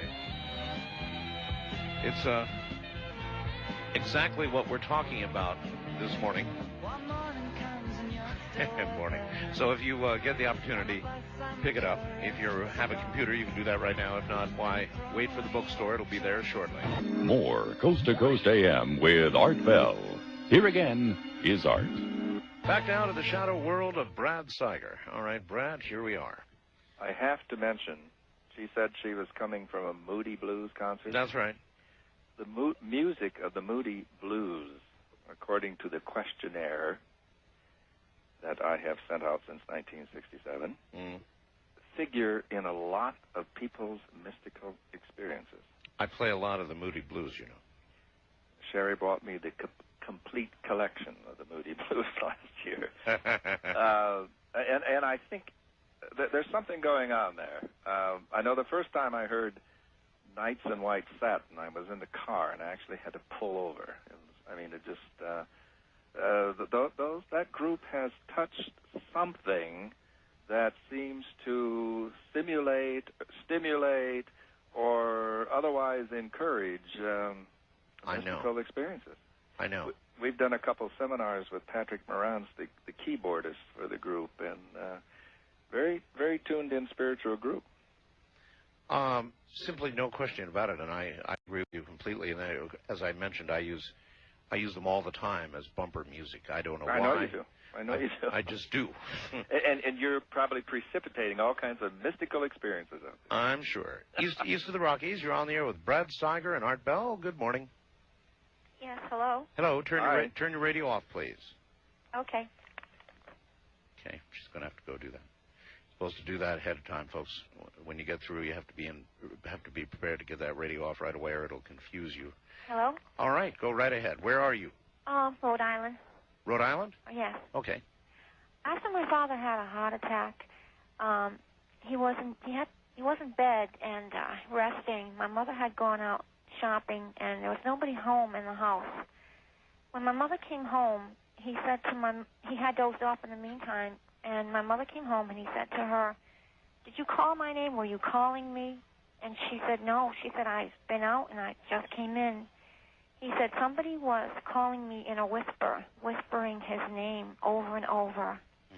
And I don't know what to make of it. My mother doesn't know what to make of it. This just recently happened? Oh, no, this was going back, maybe like 18, 19 years ago. Oh, I see. And it stayed with you that yes. long? I'm been curious, and I'm still wondering who's been calling him. Well, he passed away right after that. That's what I was going to ask. Yeah, right after that, he had another heart attack. He went into the hospital, and he had a blood clot there, and he passed away. And he said somebody was calling him. They were calling his name in a whisper. They kept calling over and over, and he thought it was my mother, and she said, "No, I was at the store. I just came back." Gotcha.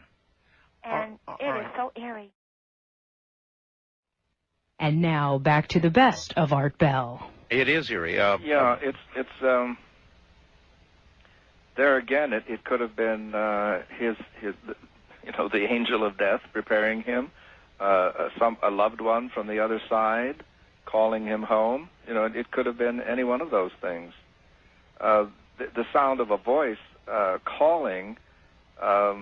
Again, that's how I wake up every morning. Is a very pleasant female voice, usually calls my name. No. And is that Sherry's voice? No.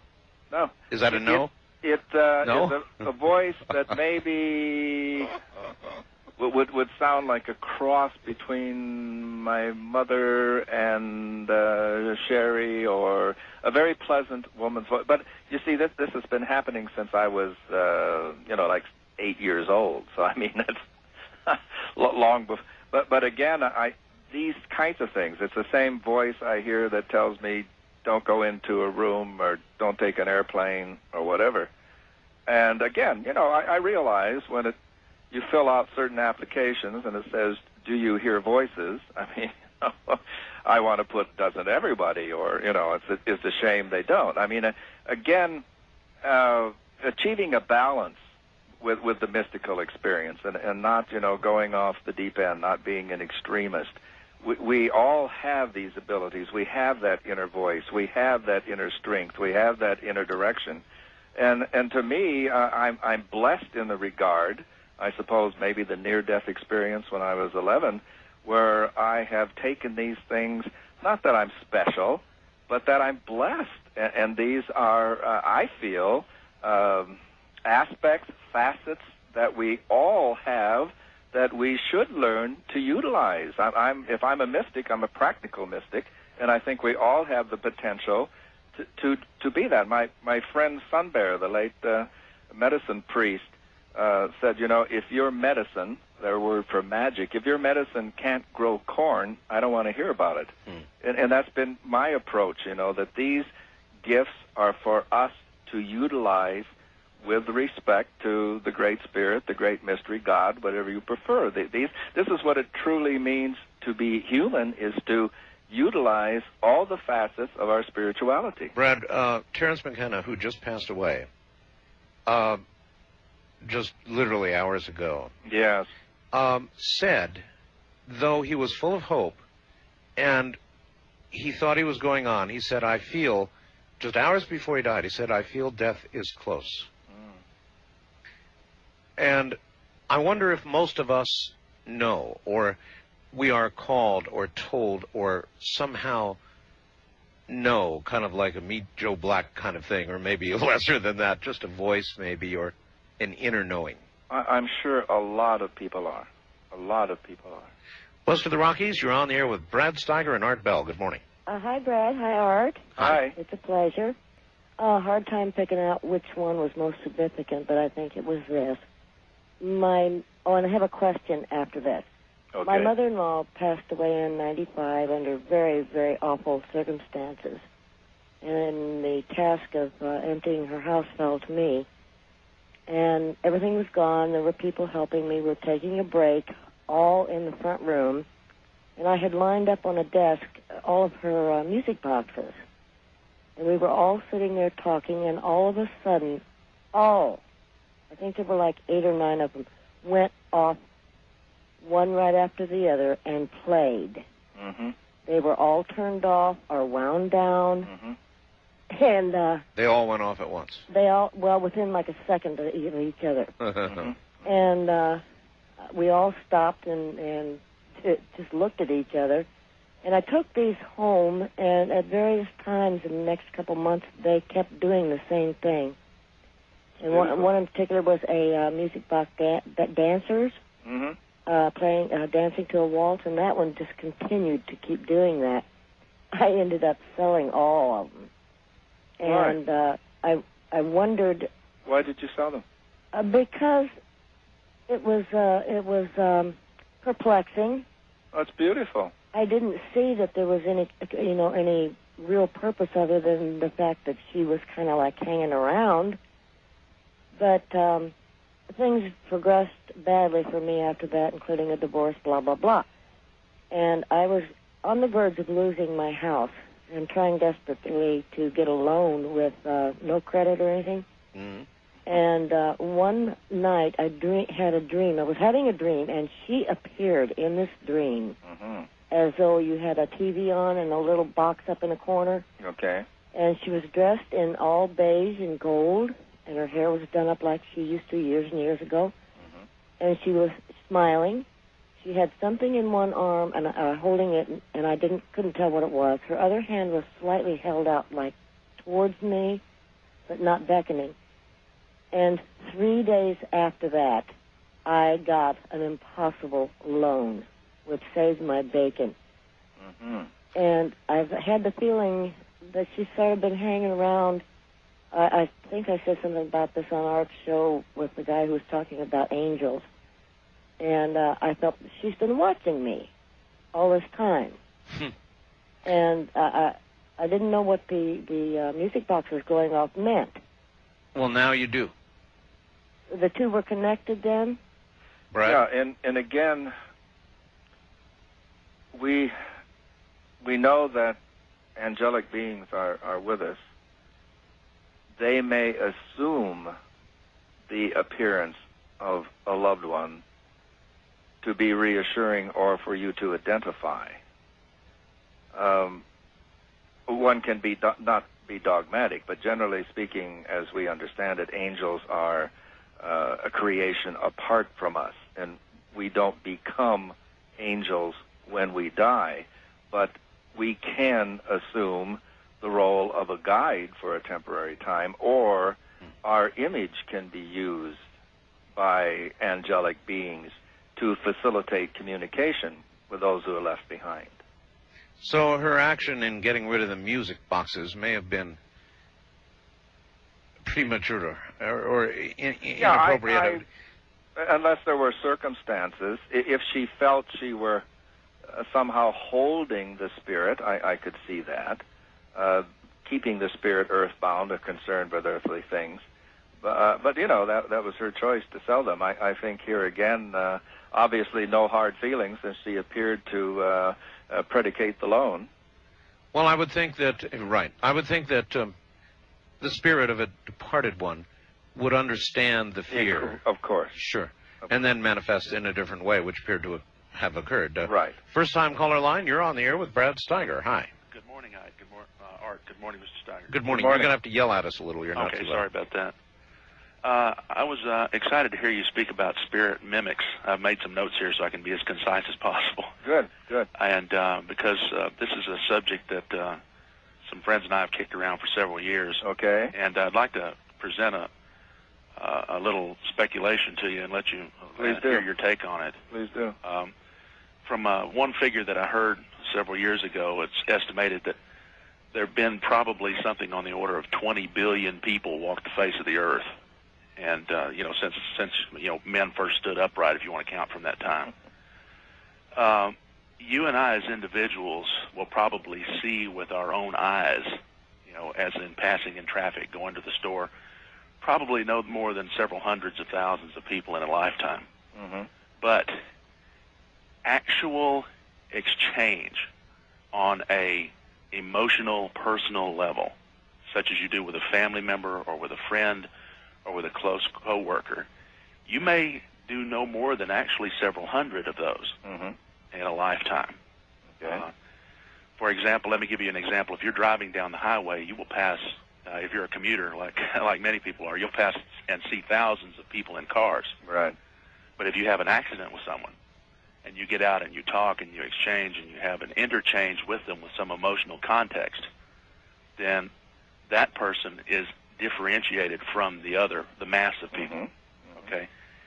It is not, therefore, necessary that although we count 6 billion people on the face of the earth today, it is not really necessary that all 6 billion of those people be actually souled beings such as you and I. Let's say that if you and I are having an exchange, let's say you came to my house and we sat down over drinks and we discussed something and laughed and joked about it, we would know that you and I are both souled beings because we're having an exchange. However, if you go to the Department of Motor Vehicles and have your license renewed, the person behind that counter may be pleasant, but they might as well be a well-programmed automaton because there's no soul-level exchange taking place. And as a result, it's perhaps possible that there really aren't any more than perhaps as little as maybe tens of thousands of real souls on the face of the earth. And the rest of this is all here for our edification. I admit, sir, that some DMV people I've encountered have seemed somewhat soulless, but I think that's going a little far. Well, it's just a speculation. What I'm saying is it's not necessary for there to be 6 billion souls. So it's and when he talked about now, if you want to talk about IRS people, well, yeah, we don't know. We're talking serious lack of souls here. Yeah. No, but you present an interesting philosophical observation that doesn't.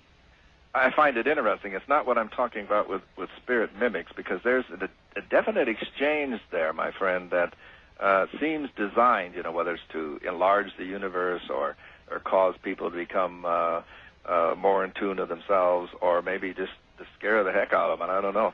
And that in itself is a revelation, isn't it? They need not be non-sentient beings. They just don't necessarily have to be fully human beings. They perform a role like a classroom.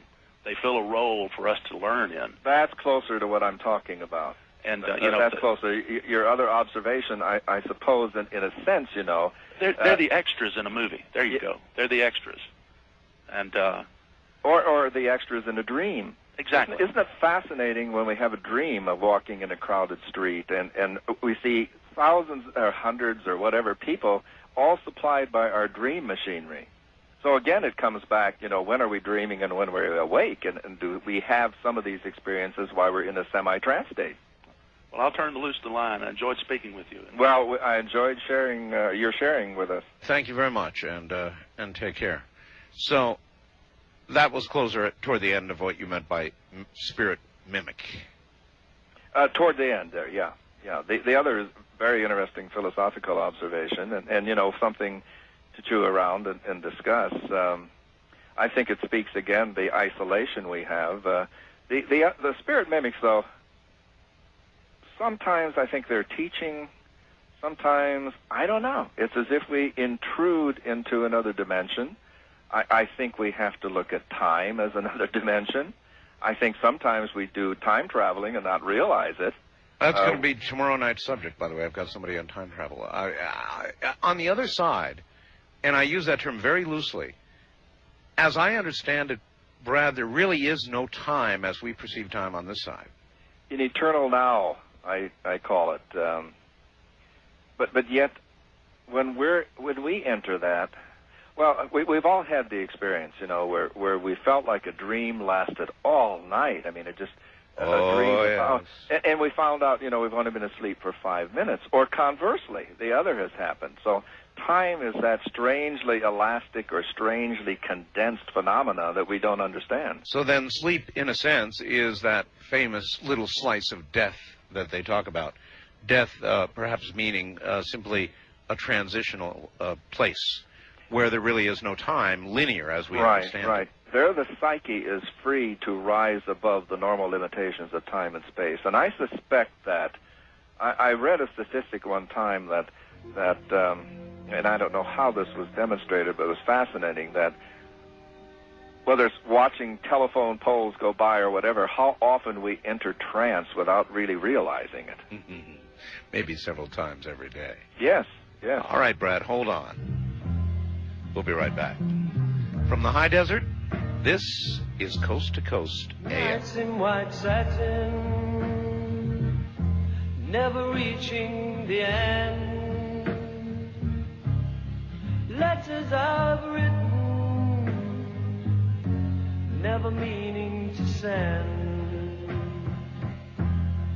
Beauty I'd always miss with these eyes before. Just what the truth is, I can't say anymore, 'cause I love you.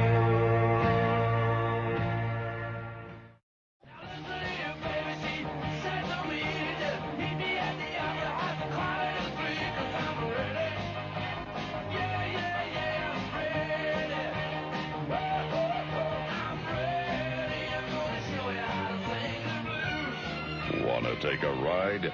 Call Art Bell from west of the Rockies at 1-800-618-8255. East of the Rockies, 1-800-825-5033. First-time callers may reach Art at 1-775-727-1222. The wildcard line is open at 1-775-727-1295. And to call Art on the toll-free international line, call your AT&T operator and have them dial 800-893-0903.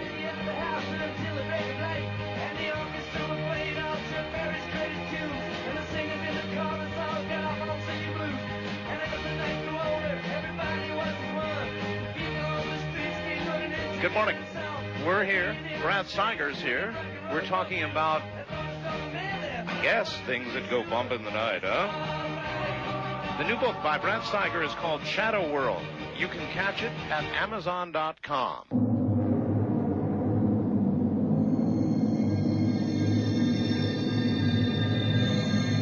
Now, from the Kingdom of Nye, more Coast to Coast AM with Art Bell.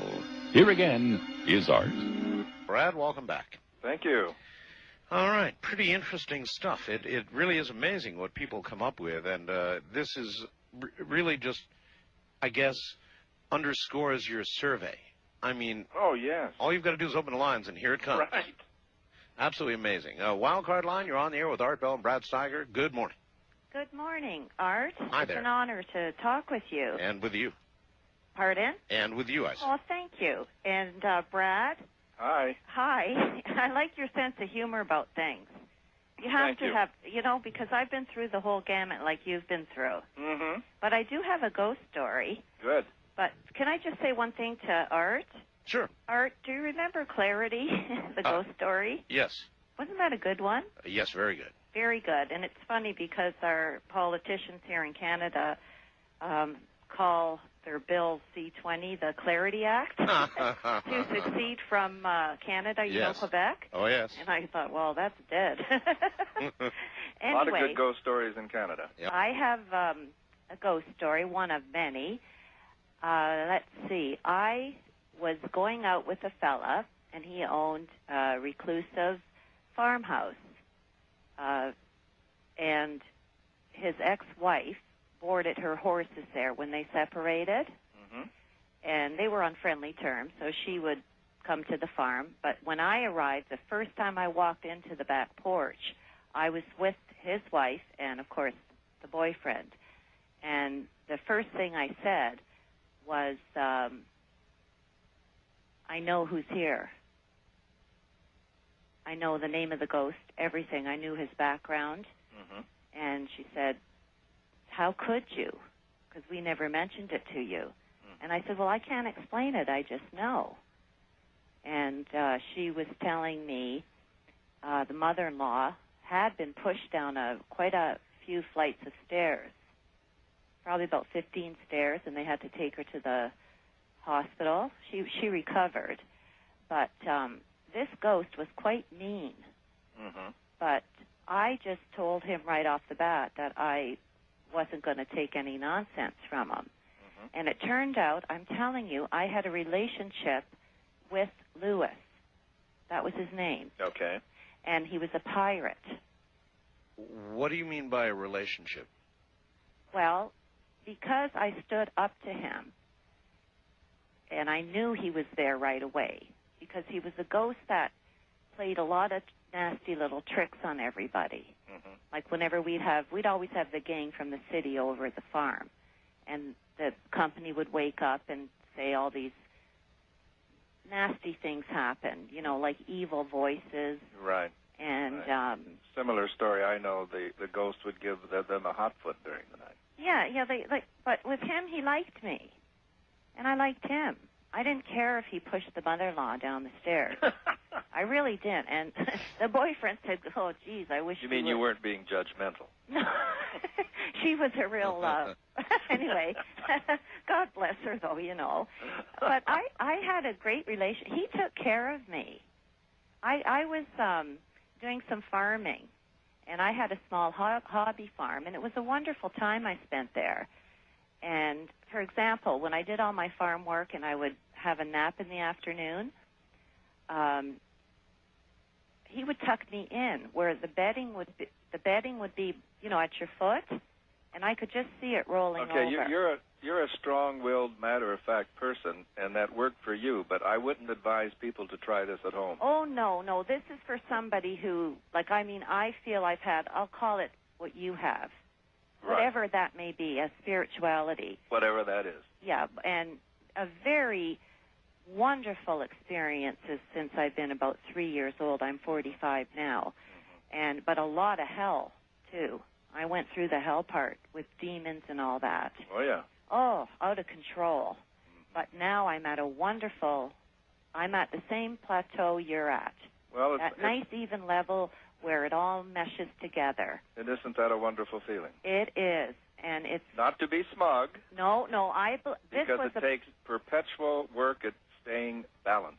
Yes, I was smug then. I was, but he'd never harmed me. I was smug when I challenged the entity that lifted me in the air. And I often think of you, geez, I forget your name, who hosts the show, Art. I'm sorry. That's all right. I'm nervous. When you were doing your astral projection in France? Yes. Oh, like your first time is kind of weird, isn't it? It was weird. Well, yes, dear. It was nothing I volunteered for. It just happened. So you should bear in mind, I didn't bring it on. I didn't wish it on. I didn't feel it coming. And it didn't announce itself in any way. It just happened to me. It was like that. So that's the way it is.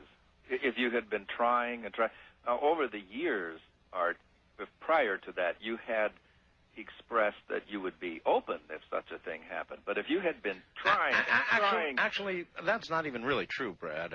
What I had said is that there have been a few times when I've come to this point where I start to feel this vibratory nastiness that frankly makes me nauseous. I'm a control freak, and I don't like that kind of thing. It makes me feel like I'm going to lose consciousness or lose control. Or I know exactly, because I have the same aversion. And so I fight the hell out of it. But what happened to me in France, there was no announcement, there was no precursor, there was nothing. It was just, hello there. Well, I stand corrected, but the point I was making is if I hear from so many people who are trying so hard to astral project, and I think that almost legislates against it. Yeah, I tend to agree with you. East of the Rockies, you're on the air with Brad Steiger and Art Bell. Good morning. Hello. Hello. Where are you? I'm in Florida. Okay. Listen to you on 2 radio stations, actually. I work in Orlando, and I live in Lakeland. Stereo. Yeah, so I get you on 580 and 1430. All right. Well, anyway, on my way home, I can listen to you, and then I get to switch stations about halfway home. And I don't miss a bit. But anyway, my story is kind of secondhand because it did not happen to me, but it happened to my wife. All right. And so she told me the story, but she didn't want to come on the air to tell you guys. Okay. So I'm kind of doing this secondhand. You're her proxy then. Yeah. She was in high school, and she was rehearsing for, well, first off, she was in Carlisle, Pennsylvania, and her grandfather was in Pittsburgh, Pennsylvania. And it was a few months after he had died. She was practicing for a play they were doing. The play was Godspell, and it was being performed at a church. Anyway, she saw her grandfather on 3 separate occasions, twice during rehearsals, and then the third time for the actual show. Now, her grandfather had said before he had died that he was looking forward to coming and seeing her perform, be in this show, because they had known, months ahead that they were going to be putting on this show. Right. Anyway, the first time she saw him, I'm not exactly sure where she saw him at, but it was in the church, and they exchanged words, and basically all she told me was that the words that he gave her was that he couldn't stay very long, and this was going to be a short visit. And then and each time that she saw him, he was accompanied by someone else. That she knew? No, the other person, she didn't know who that was, and she ascribes that to being an angel. Okay. She says that the person with her grandfather was an angel. And anyway, the first time he said that this was going to be a short visit, and they walked off. Well, she followed, and they went into the men's room, and she wasn't paying attention to what room it was that they were going in, and she just walked on into the men's room, and there was nobody in there. When she followed them on in, there wasn't anybody there. The second time she saw him, it was pretty much like the first visit, but this time he said that when he was leaving, he said, "You can't follow me," and so she didn't even try at that time. And then they just walked off into the sanctuary of the church, and she just stayed behind. The third time is the most interesting one, because the others have been pretty interesting to me. Well, I want to hear you top them. I'm sorry? I say that it's been very interesting to me so far. I want to hear how you can top them. Well, this one, it just gives me goosebumps when she tells it, and I kind of like, are you telling me the truth here? But I believe her. She's my wife. She said the third time was there were 2 chairs near the front row or in the front row during the performance that were empty. And initially they were empty, and then she saw her grandfather. And just like I said, this was in a church, so it wasn't she wasn't on a stage. She was like in, she was pretty close to the front row. And her grandfather introduced. This time it was a different man that was with him, not the same one that was with him before. And her grandfather introduced him as this is the Alpha and the Omega. Listen to him. And then this other person started talking to her. Well, she perceived that to be Jesus, I mean, the Alpha and Omega. Alpha and Omega, yeah. Being Jesus. And she said he just spoke volumes and just, what in reality was a short period of time. But a matter of seconds. A lot of information hit her all at once.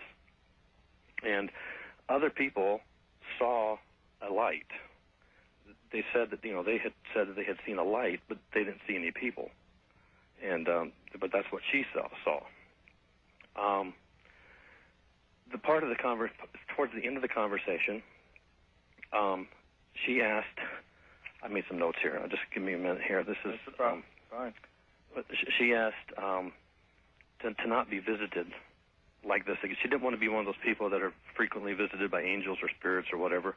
Okay. This is kind of overwhelming for her, and she asked that she not be one of those people. And then she said, but of course, I'll do whatever you want me to. Your will be done, not mine. Right. Kind of thing. That was the proper thing to say. And Christ, she said that the other person, which we perceived to be Christ, said that smiled at her and said, basically, you're right, my will be done, but this will be the last time. Well, to follow that up,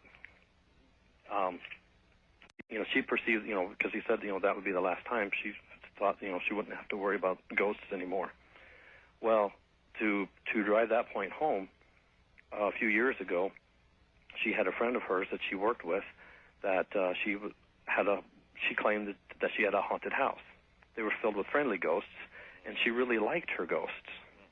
A lot of people do. And liked the fact that she had a haunted house. And so she invited my wife over to, hopefully witness, the ghost activity. Well, my wife went over, they had lunch, and then she left, not witnessing anything. And the lady, I don't know what time span, whether it was the next day or several days later, I'm not sure, but said to her, "What did you do?" She said, my ghosts are not active anymore. Huh. They're not, they're just now slowly, becoming more active. But for the time that you were there, nothing happened. And for hours or days later, nothing happened. I think I've got it. What do you make out of all that, Brad? I think what I make out of that, again, the power that was with her, the energy that was with her, sort of defused the energy of the spirits that were normally there. God? Well, we have a book, He Walks With Me, True Encounters with Jesus, that Sherry and I did.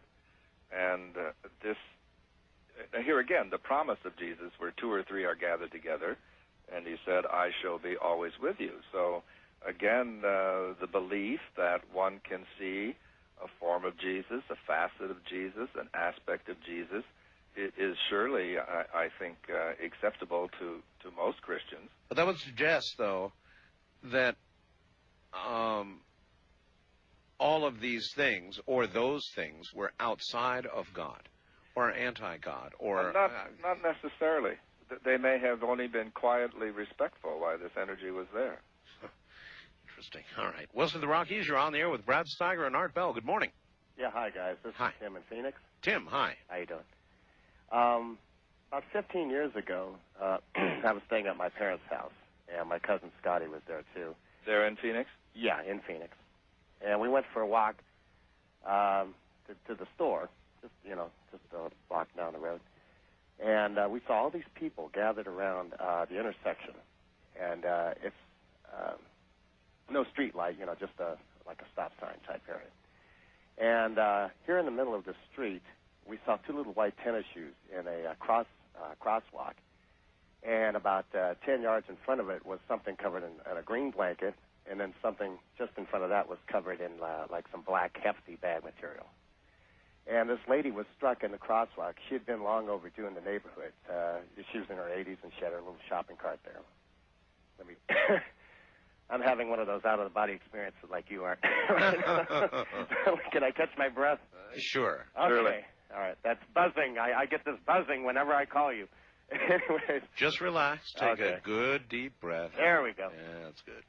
Anyways, so she was knocked out of her shoes, killed right in the parking lot, and she was there for the longest time. And, normally I would think that somebody gets killed in the street, the guy with the chalk comes and outlines the body, and they take her off. But she was out there for a couple of hours. So I'm saying, man, with all these neighbors gawking around her, I'd be pissed off at them looking at me, and out in the middle of the street, there I am all over, so to speak. And I was saying to myself, if I was her ghost, hovering over that crowd, I'd come back and fool with the street lights, just to show my peak. Next night, I took a walk over to the convenience store to get a beer. Not like I'm a heavy drinker, mind you. But and these lights that I imagined, just in that area, just this little grid section, were completely knocked out. I said, what in David's name happened here? So I went over to the Circle K, which is right next to where the lights and all this pizza place usually is lit up. But just this little grid was out, and they were talking about it. They said something messed up the timer for the lights, and just in that little area. So I don't know if I gave the ghost a good idea. Was it telekinesis on my part? No, I'm not sure either, but thank you, sir. I've heard a million stories, Brad, of people walking by streetlights and having them go out. I guess you've heard those, too. Oh, yes. I have no idea what would cause such a phenomenon, but it's very widespread. Yeah. I mean, I've had story after story after story, and maybe there is a logical explanation for it, but I don't know what it would be. I don't know, because it happens to me all the time. You too? It happens to you? Yes. No idea what would cause that. No, because it's not something you're thinking, I'm going to put that street light out. It just, you go under it and it goes out. PK energy of some kind. Yeah, I think it's the energy. I know I stopped doing it because when I would go into department stores, the burglar alarm or whatever would give me vertigo. Oh, and I would point at the wall and say, oh, your alarm is driving me. And, of course, they'd get frightened because, am I casing the joint or what? Or how did I know the alarm box was there? Indeed. Hold on. We'll be right back. Miracles or not? I don't know. It's certainly the unknown. Maybe one day we'll put it all together. Or maybe we're not supposed to. We'll be right back.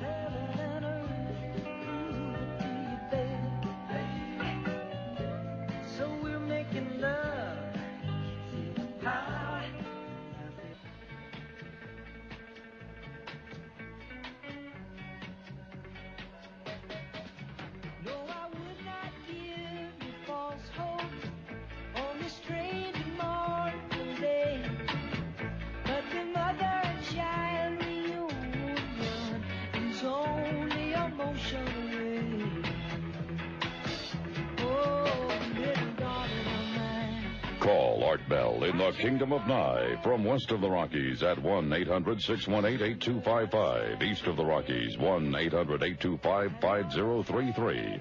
First-time callers may reach Art at 1-775-727-1222. And the wildcard line is open at 1-775-727-1295. To reach Art on the toll-free international line, call your AT&T operator and have them dial 800-893-0903. This is Coast to Coast AM with Art Bell from the Kingdom of Nye. Mother and child reunion is only a motion away. It is said that means nothing more than a person who wrote this song, Mr. Simon, who had chicken and some eggs on a plate. That's it. Nothing more complicated than that. The mother and child reunion, that close. Think about it.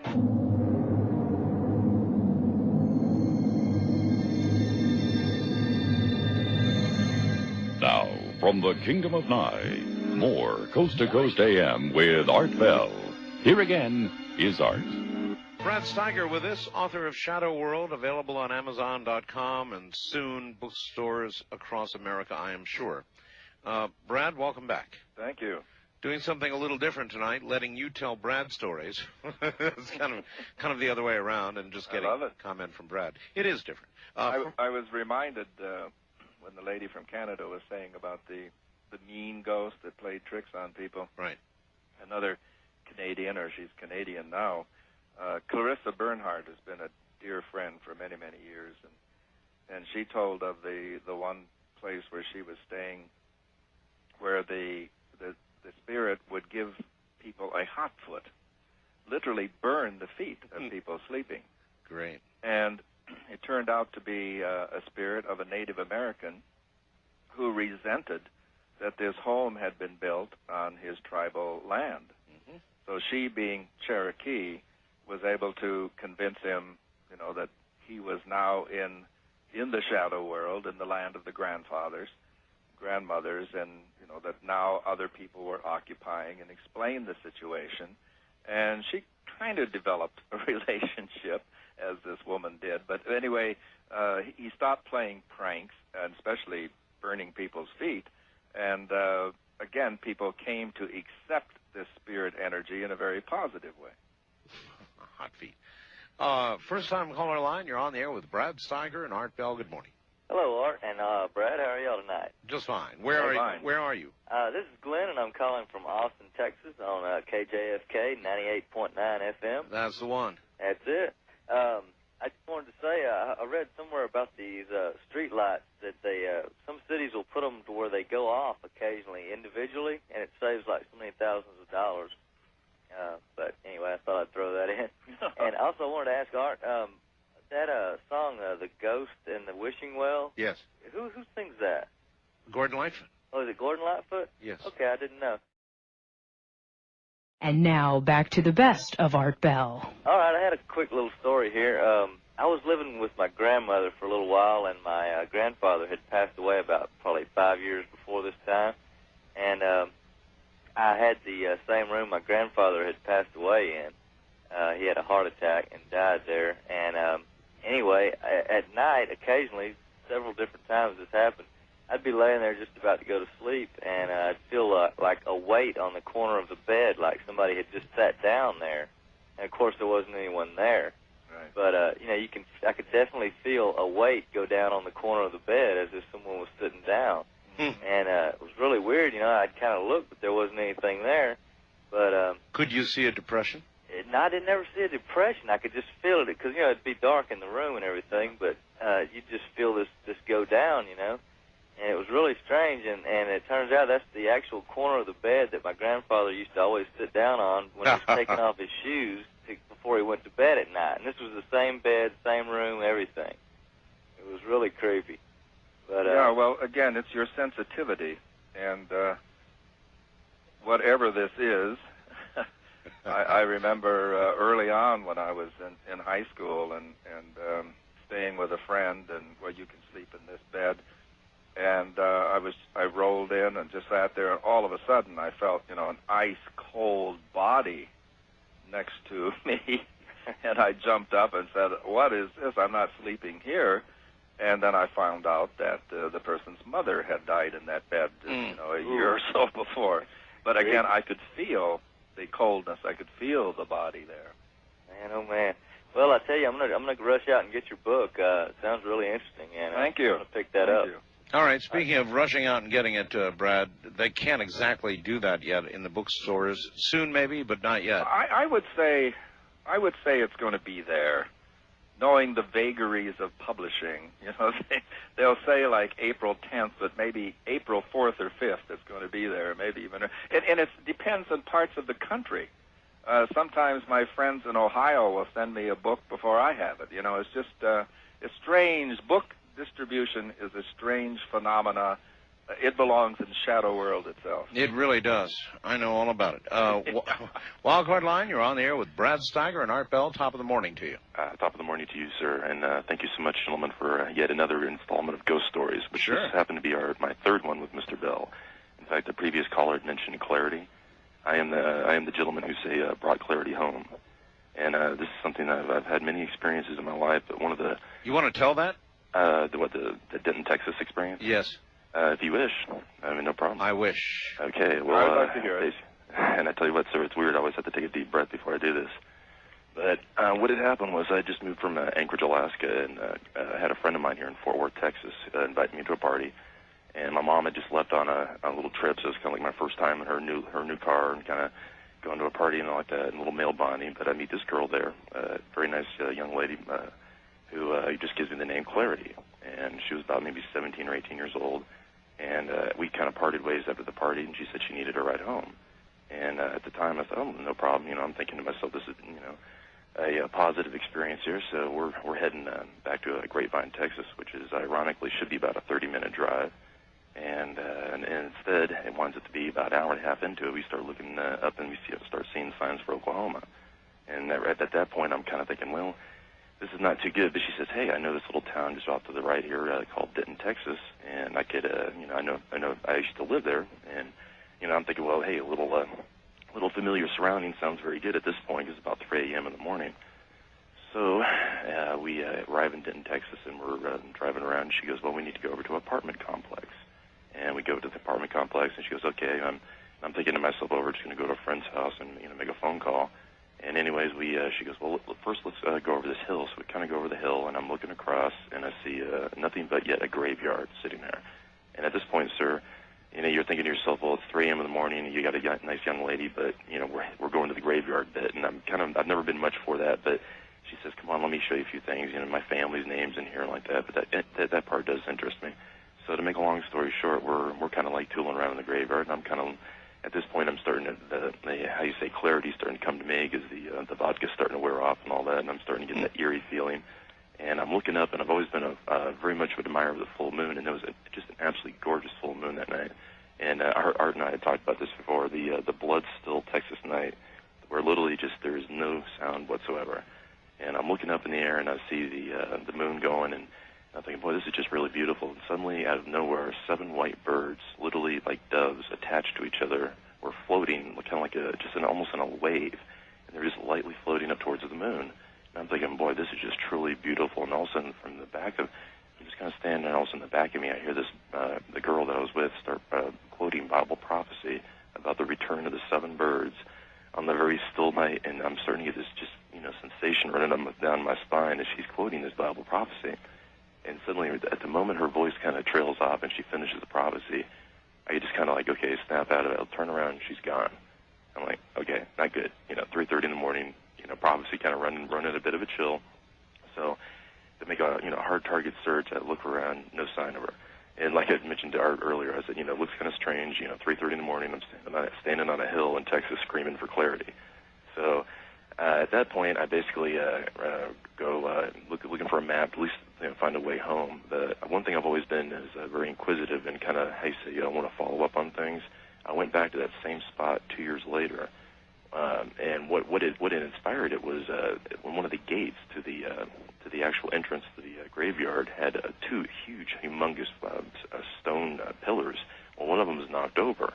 And what kind of gave me the biggest chill was before we had the birds experience, she had said that her truck had knocked that big pillar over. And I'm thinking, well, maybe, you know, a wild night in Texas and, you know, kind of damaged the truck, but she never went into anything farther. Mm-hmm. I went back 2 years later, went to a Texaco down the street, talked to a gentleman there who was, you know, behind the counter, and I'm saying, sir, you know, I'd met a girl here and I'd returned her, you know, and she basically just ran off in the graveyard. Her name was Clarity, and he goes, well, sir, nobody ever goes by that graveyard ever since the girl died. And I'm like, well, what do you mean died? She goes, well, he goes, hey, they were having, I guess it was graduation night or something like that. They were having a wild party. They took the truck over the hill and wound up smashing into the pillar, wound up killing the driver, which was the young girl. And since then, you know, nobody's ever been by there. And I'm almost thinking maybe I returned her back home. And that was truly always something that truly gave me a chill. And I apologize. It definitely, it kind of gives me a chill thinking about it right now. It really does. And to make another long story short, the reason why I called was I had become a hotel manager about 10 years later. And I had an experience where we had about a 4-story hotel. We were building it, putting it together and all that. And for some reason, and sir, I'm never one to walk on top of roofs or get on top of high buildings or anything. But one night, I'm all alone by myself. There's maybe 5 people in the hotel. And my maintenance guy just showed me the entrance to the roof. So I'm thinking, well, curiosity kills the cat. I go up on the roof, and I'm kind of walking around just kind of seeing what was up there. And suddenly, out of the corner of my eye, I catch it. I look what looks like somebody standing on the corner. And I'm like, no, this can't be. I walk around the corner. There's this young lady standing there, just standing right on the very corner of the building. It's probably about a 4-story building. And I'm like, what's going on here? Ma'am, can I help you? She's just standing there. And I walk up to her, and she turns around. She goes, don't come any closer. And I go, what? What are you doing? And she's looked about 16 years old. She she goes, she go into the whole spiel about the parents not understanding her, she's having trouble and like that. And I said, look, and I did the whole, please, there's more to life than you can possibly, please do this like that. She turns around, I lunge at her, grab her by she's wearing this long Winnie the Pooh like nightshirt, grab her by the Winnie the Pooh nightshirt as she's starting to tumble over, grab her, she feels like maybe 70 pounds if that. And then at that point, I grab her, go running back down towards the entrance to get downstairs, go downstairs, and as I'm running through the hall with this girl in my hand, I'm thinking to myself, who is this? Who is this woman that I just grabbed off the roof? A door opens up, a woman steps out, she goes, and she goes, my God, what are you doing with my daughter? And I said, ma'am, your daughter was just standing on the roof wanting to jump off the roof. I go to return her daughter, she walks back in there. Everything, I'm thinking, okay, this is fine. I said, ma'am, you really need to, get your daughter some help, and this is truly something you need to look into. Okay, so I'm thinking, well, okay, everything's taken care of, right? And the next morning, I go to check my register and all that. I got nobody in the hotel. They're all businessmen. So I go start doing the door-to-door thing. I knock on this guy's door. He answers the door, and he looks at me and he goes, what are you talking about? I said, sir, I just returned. I saw this woman, and she came running out of your door. Your daughter was standing on the roof. I'm sure I sounded like a blithering idiot. He goes, what are you talking about? He goes, my wife and daughter died several years ago. I go, no, sir, no. I'm saying that your daughter was standing on my roof, and your wife came out, and she said that it was her daughter. And I'm like going, wait a minute. This is, I'm starting to have a moment here. He goes, son, this is the third time this has happened. He says, I don't know, for some reason, but he says, somebody comes up running up there. They find my daughter on the roof. He goes, son, he says, they died like 5 years ago. He says, I don't know why, but they just keep coming back. And I'm like, oh, my God. I don't know why, but I just keep getting involved in these little moments. Right. Yeah, well, a lot of people do. If you pick up a copy of Shadow World, you see several stories very similar to the one you told. In Chicago, there's one called Resurrection Mary. And again, people swear. They meet her at a dance, they take her home, and it ends up, the cemetery, or this is called the Phantom Hitchhiker in the urban legends, but there are enough people who swear they've actually had these experiences, and they have minute detail the way you've described it. So again, whether these are spirit mimics, whether these are entities that are repeating a same pattern, whether the husband retained this memory and projected it, and you somehow, because of your sensitivity, interacted with it, we could theorize, but these experiences are real, and they do happen to people. And I do thank you guys, gentlemen, so much for, providing a format for this, because, these are things that a lot of people, I think, as you said, we all have it as a child, but we somehow lose it as an adult. That's right. Good night, my friend, and thank you. Thanks for sharing that. All I know is, Brad, I've done enough of these shows to know, as the flood comes in tonight, whatever it is, it's real. It is. It's as real, as I said in the opening to Dreamland, as the air we breathe. We may not see it, or we may only see it from the corner of our eye, or sort of half see it. Right. But it's there. It's there. It is there. See if we have time. East of the Rockies, you're on the air with Brad Steiger and Art Bell. Good morning. Good morning. Where are you? I am in New York City, in Brooklyn, actually. New York City. All right, good. Yes. So I had my name is Jennifer. You don't ever get to see Regis Philbin, do you? I don't see him walking down the street, no. You mean the show in general? No, I meant walking on the street. I was kidding you. Anyway, go ahead. So anyway, I had experience several years ago. It was in '94, and I don't know if I'm even allowed to talk about this. I was having sex, and this is crazy. It was actually earlier in the evening. I was coming home with my boyfriend, and the rainstorm was about to happen, a heavy thunderstorm. Right. And we went into the house. His house is actually, when you enter the house, this is in Chicago. His house was, his apartment, when you enter the house, you walk straight into the kitchen. And then from the kitchen, you're straight into the little one-bedroom part of the, not one bedroom, but studio part of the apartment. But it was very long.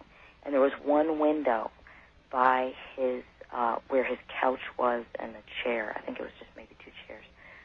Then the wall goes with no windows all the way to the other end. I mean, it must be about 7 feet. And then at the very end of that, there was that's where his bed was. There was no window. There was only one window in the entire apartment. Okay, we don't have a lot of time now. So. Yeah. Excuse me? Okay. So anyway, we were having sex at one point, and I was on top. Okay. And I don't think it was raining anymore. And all I know was at one point I looked down at his face. There's all this light on his face, like hot white light on his face, and he's shaking, and he's just looking crazy. And I looked to one side of me without really turning my head. I just turned my eyes, and there was this white light, hot white blue light, like electricity, shining off my body about 6 inches. Oh, my. And I looked all the way around me, and it was doing the same thing, but it didn't hurt. And so he was flipped out. He didn't say a word, but he was like, he couldn't really catch his breath. And then he just told me, I think we better stop. But all I know is I sat there for a minute, and I thought about it, and I was like, it didn't hurt. I didn't feel anything. How old were you? I was 24. 24. 23. 23. Yes. But the other thing is this person, I was the second person that he had ever had sex with, it turned out. Well, do you think it was him, or do you think it was you? I can't tell. Well, either can we. Brad, any comments quickly? Well, again, this is not an uncommon phenomena, believe it or not. The electric, I sing the body electric. We'll be right back.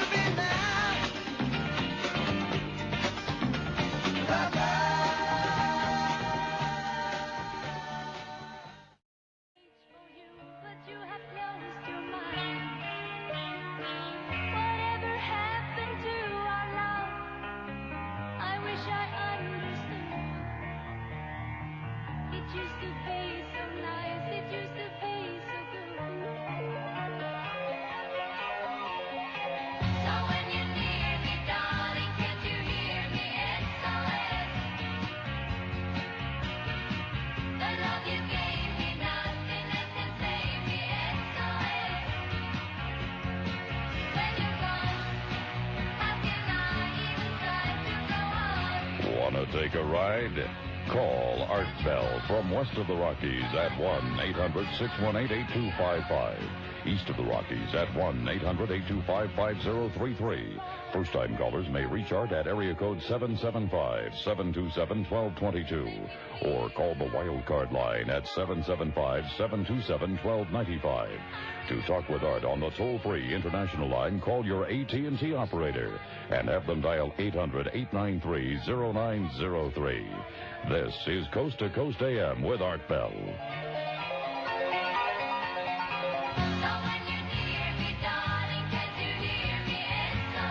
There's never going to be another ABBA. Good morning, everybody. Brad Steiger is here, kind of the grandfather of the paranormal, and we're letting you tell stories this morning, and then just sort of commenting on them. Maybe material for yet another book. So many, so prolific. Brad Steiger now, 149 books. 149 books, the latest of which is Shadow World. Available now on, of course, Amazon.com, or even in you may find it in your local bookstore already. Anyway, it's worth checking.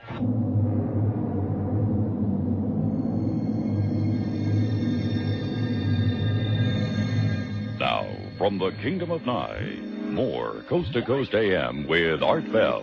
Here again is Art. Back to the Shadow World we go. And by the way, tomorrow night, let me promo this because it is one of my favorite topics of all time. We're going to have Dr. David Anderson here, who's president of the Time Travel Research Center. I think you're going to find that very interesting. Brad, welcome back. Thank you. Time travel is one of my favorite topics, and I know yours as well. Yeah. Do you think it'll ever be possible? I mean, actual physical time travel, Brad? Yeah, I don't think we'll be able to interact, but I think it happens. There's so many stories that have been told to me by very serious, responsible people where I have no doubt that they have either seen a restored scene of the past or they have entered what we think of as the past. but there's not an interaction. It's as if they're observing a movie, seeing something happen once again. But I think it happens in altered states of consciousness. Mm-hmm. And we've sent people back under hypnosis and got some astonishing results that way as well. I know. But maybe one day physical time travel. Well, maybe. I mean, the theoretical physicists, Brad, say enough power and you could do it. I just don't think there will be an interaction. I think it'll be observing the past. Well, maybe we'll live to find out. I hope so. West of the Rockies, you're on the air with Brad Steiger and Art Bell. Good morning. Oh, hi. Hi. Hi. Oh, Art, it's such an honor to talk to both you gentlemen. Thank you. And Art, just thank you so much for yourself and all you've done for all of us. Thank you. Anyway, my story, I've carried this with me. It's going to be 19 years this August, and I thought maybe Mr. Steiner could shed some light on it for me. This is Deb in Ocean Beach. Anyway, I moved into a beach house not far from where I live now back in March of '81, and I lived there with my boyfriend and my daughter, and that summer my daughter went back to visit her father, who were divorced, and my boyfriend went back east to visit his family, so I was there alone for a whole month. And during that month, I'll never forget this, it was the summer I turned 25, and I'd gone to bed early because I had a paper route I had to get up for about 2 a.m. So I'd gone to bed, and fully clothed, on my water bed. I remember falling asleep on my back, and I was awakened. I can't remember now. It must have been around 11 or 12 that night. I was awakened by the sound of heavy breathing in my left ear. So I remember my head was kind of turned to the right, and I was waking up, and as I'm awakening and this breathing, I felt this crushing sensation in my entire body. It's like this huge weight from my entire length of my body. Right. And I started to open my eyes, and I only got them about halfway opened when I saw, and I'm telling you, this is not a dream. I was awake, and I saw this, and what I grasped at that moment as terror was beginning to rip through me, and it all happened so quickly. It was like, it was the body of a man with the head of a jackal. Oh, I've never been so terrified in my entire life. Those are the bad guys. Beg pardon? Those are the bad guys. That's what I've learned since then. I had no knowledge whatsoever at the time. And all I can remember thinking, just right in these fleeting seconds, was, my God, whatever is happening here, this thing is trying to mate with me.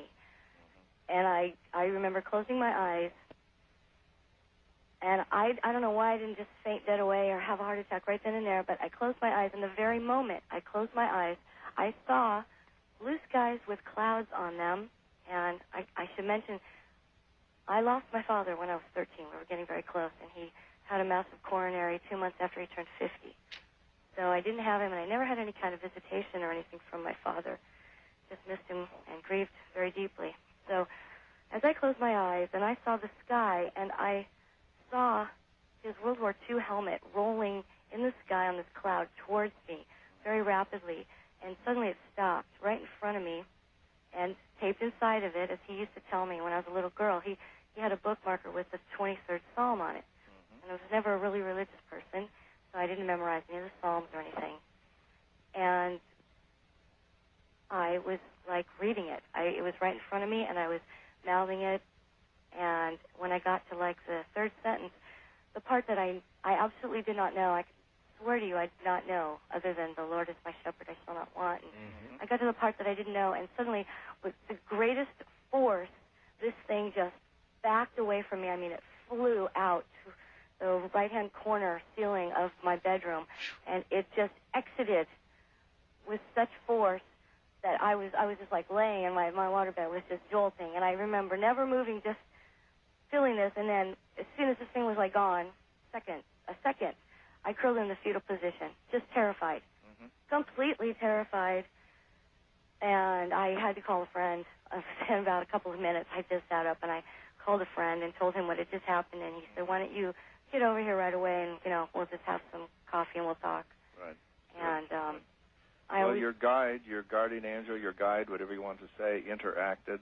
The helmet, of course, is spiritual warfare, and your father, source of strength, someone you loved, distracted your mind. Now, 23rd Psalm is beautiful to say when this happened, but again, you could have started whistling. You could have started saying a rosary. You could have started reciting. Anything that broke your concentration or broke your focus on this negative entity would have worked, but the 23rd Psalm is wonderful. And the symbol of your father, the symbol, I mean, all that came, and I would say that was your guide intervening. Now, in Shadow World... Not really her father. Not really her father, but the symbol, the emblem of her, and again, the World War II helmet. Put on the helmet of righteousness. Put on the armor of righteousness. Again, that was a symbol that banished that. In Shadow World, I have a number of exercises, prayers, how to cleanse your house for renewed strength and energy and so forth, for people who find themselves in that kind of position. All right, well, there's a good reason to buy the book. First-time caller line, you're on the air with Brad Steiger and Art Bell. Good morning. Good morning, gentlemen. My name is Joe. I'm Hi, listening Joe. to you on KPQ in Wenatchee, Washington. Yes, Joe. This has happened a number of times. I'd be asleep, and it was as if I rose up and looked down at my legs, and I just couldn't move them. And it would take a number of times trying to move my legs. I actually jerked them in order to get them free, and then I was able to fall back asleep. That's one little short story. And then there was another one tonight while I was listening to you describe the staircase and being lifted up by whatever. All of a sudden, the lights went out in my house. They went out for like a couple of seconds, and my computer started clicking. And it really scared the hell out of me, use the expression. And then just as quickly, they came back on again. And I don't know what that was all about.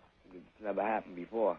And I was really involved in listening to what you were saying. So, well, I think we made a connection there. Yeah, I guess. I learned in a negative way that I hope, even though it scared you a little bit, I think there was a positive result. No. We're talking, we're sharing, we've made connection. I think that's wonderful. I was working on a poltergeist case that I thought was solved. It came back, and it followed the electrical. This was, it was over 15, almost 2,000 miles away from me, but it came into my office through the telephone line and cracked my wall through books off the shelf and so forth. So, doesn't it make sense that the shadow world, the entities on the other side, would use the electrical media to communicate? And your computer, you said your computer clicked. I was curious how many words appeared, because people have been getting messages on their computers. Well, this is actually on the copier.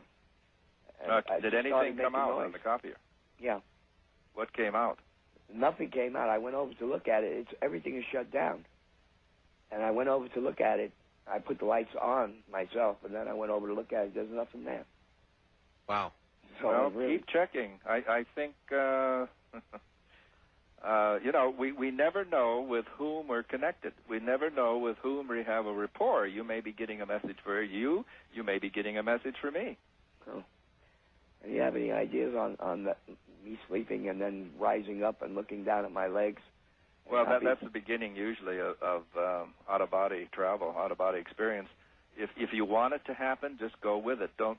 There must be an aspect of you that doesn't want it to happen, that has a fearful. So until you're ready, until it becomes natural, because it is so natural when it happens, don't force it. And if you want to go with it, go with it. If you feel you're not quite ready yet, then keep doing what you're doing. All right. Thank you very much. Right, thank you. Wildcard line, you're on the air with Brad Steiger and Art Bell. Good morning. Well, good evening, gentlemen. Hi. This is Gerard in Southwest Missouri. Yes, sir. Hi, Gerard. And I got two very short stories for you. Okay. They're angels, and the first story is that there was a revival, I believe, it was in Africa, and these are from some friends of mine. They told me about it. They were there. And they were on this wooden stand and, a platform. Right. And they were having a revival with the people of the area. And all of a sudden, a gang of, let's call them thugs, because it sort of describes them, come and just set the platform on fire. Well, some of the preachers, they managed to hop off the platform. Others never did get off. But before the fire just died down and disappeared. It just went. And they were sort of blinking and looking around, and the missionaries didn't see anything. But all the people in the audience were wondering, where did all those firefighters come in the white uniforms? And they just disappeared. And that was it. And the other one's a couple of missionaries, and they went to a tribe in Africa, and they were going to try to pave new ground, and they were put into a shed, and or a shack, and which was pretty secure. They couldn't get out, and the tribe was meeting outside, and they were wondering what was going to happen to them. And then they were called out, and when they were called out, all of a sudden, the whole tribe just bowed down and moaned, and I mean, their knees were on the ground, their faces were in the dirt, and the whole thing. And after a while, not that day, but in time, they got to know the tribe, and they were talking with them a lot. And whether they converted them or not, I don't know. But they were wondering, why was it that first day suddenly you bowed down to us, and you seemed so afraid? So we weren't afraid of you. It was those two big giants that were standing on both sides of you. Of course, they didn't see it. No. So I just thought it might be interesting. Those are good stories. In my Guardian Angels and Spirit Guide book, I have some missionaries have shared some excellent stories. And by the way, Sherry and I have a column on angels and spirit guides on www.beliefnet.com. Really? And it's a monthly column. This time it's on angels and people and places. Next time it'll be on our angels, especially connected to mentally challenged children and so forth. So that's on www.beliefnet.com. That's a new one. All right, great. Yeah. It's emphasized. It's got a lot of it's ecumenical. It covers all religious faiths, and that is devoted to spirituality. Good enough. East of the Rockies, you're on the air with Brad Steiger and Art Bell. Top of the morning. Hi, Brad. Hi, Art. Glad to get a hold of you tonight, especially since our local affiliate, WGVA in Geneva, New York, cuts out at 5 a.m. Well, they have morning shows over there. Yes, unfortunately. It's pretty good, but it's not you guys. I just have one comment, and then I'll get to my quick story, Art. The comment is you haven't had a spiritual leader on in a while. I remember maybe about a year ago you had Chief Arvo Looking Horse on. Yes. If you have any slots still available and you feel like trying to work it up, I would suggest a fellow named Yogi Bhajan, who is in Espanola, New Mexico. He's the leader of Kundalini Yoga and the Sikh Dharma of the whole Western Hemisphere. And I'm familiar with him. Yeah. I think he'd have a lot of cool comments on a lot of the stuff we Be talk happy about. to do it. If anybody can help me with contact info, it would help. Fabulous. Their organization is 3HO, and they're on the internet, www.3HO. Anyway, that would be super, and I just think you and he together would be a wonderful pairing. Anyway, on to my story. About 8 years, I'm a recovering addict, and about 8 years ago, I was struggling with trying to get clean, and I just wasn't able to make it. I fell through all the cracks with any kind of social programs, or, and my insurance wasn't enough to cover things, and I just resigned to being a happy doper for the rest of my life. And terrible resignation. Yeah, definitely. And fortunately, it's worked for me eventually. But and it's funny. It's fortuitous that you would have played SOS from ABBA coming back into this segment, because this is a Save Me story. Where I grew up out here in the northern Finger Lakes in upstate New York, there's a lot of swampy areas that are very foreboding, and it's hard to get in. Well, I was sitting maybe 100 feet off the road out in this area. I don't know why I chose this area, because from early childhood on, I've always been terrified to drive through this one area. It just one of those places where you don't want to look to either side of the road for a fear of what you might see. It's kind of a spooky area there anyway. Yeah, oh, definitely. Well, I was just choosing to sit and thinking of getting high on a beautiful spring morning, and before I had really started my festivities, and I wasn't one to do hallucinogens or anything like that, and I hadn't really seen hallucinations or like that. As I was getting ready to get high, I started sobbing, realizing it's a beautiful day, and I'm totally miserable. And in my tears and in my crying, I just remembered saying, I can't do this alone. And all of a sudden, my ears got plugged up, like when you're getting over a cold or something. So I'm trying to pop my ears and, you know, hear better when I realize I can hear nothing but wind in the trees, but I can hear that perfectly clear. And then something happened. I don't know if it came in my ears or out of my ears or what, but I heard, Michael, I am here for you. And I was so incredibly ecstatic that I got thoroughly trashed. And went home and slept that off, and a little bit later on in the day, I had kind of forgotten about it, and I thought I would proceed to do what addicts do and change my mood again. And before I had the chance to do that, the sounds of the day, the people in the household, whatnot, faded away, and I heard the wind in the trees again clearly, and I remembered and just kind of went. Trees swaying in the summer breeze, showing off their silver leaves as we walk soft kisses on a summer's day, laughing all our cares away, just you and I. Sweet, sleepy warmth of summer nights, gazing at the distant lights in the starry sky. They say that all good things must end someday. Autumn leaves must fall. Wanna take a ride? Well, call Art Bell from west of the Rockies at 1-800-618-8255. East of the Rockies at 1-800-825-5033. First-time callers may reach Art at 1-775-727-1222. The wild card line is open at 1-775-727-1295. And to reach Art on the toll-free international line, call your AT&T operator and have them dial 800-893-0903. This is Coast to Coast AM with Art Bell on the Premier Radio Networks. They say that all good things must end. Good morning, everybody. Brad Steiger is here, and he's got a brand new book. It's called Shadow World. You'll find it on Amazon.com or in your favorite bookstore. It's all about all the things we've been talking about tonight. Now, I blew my way right through that break, and you didn't get to hear the end of that story. It's coming up in a moment.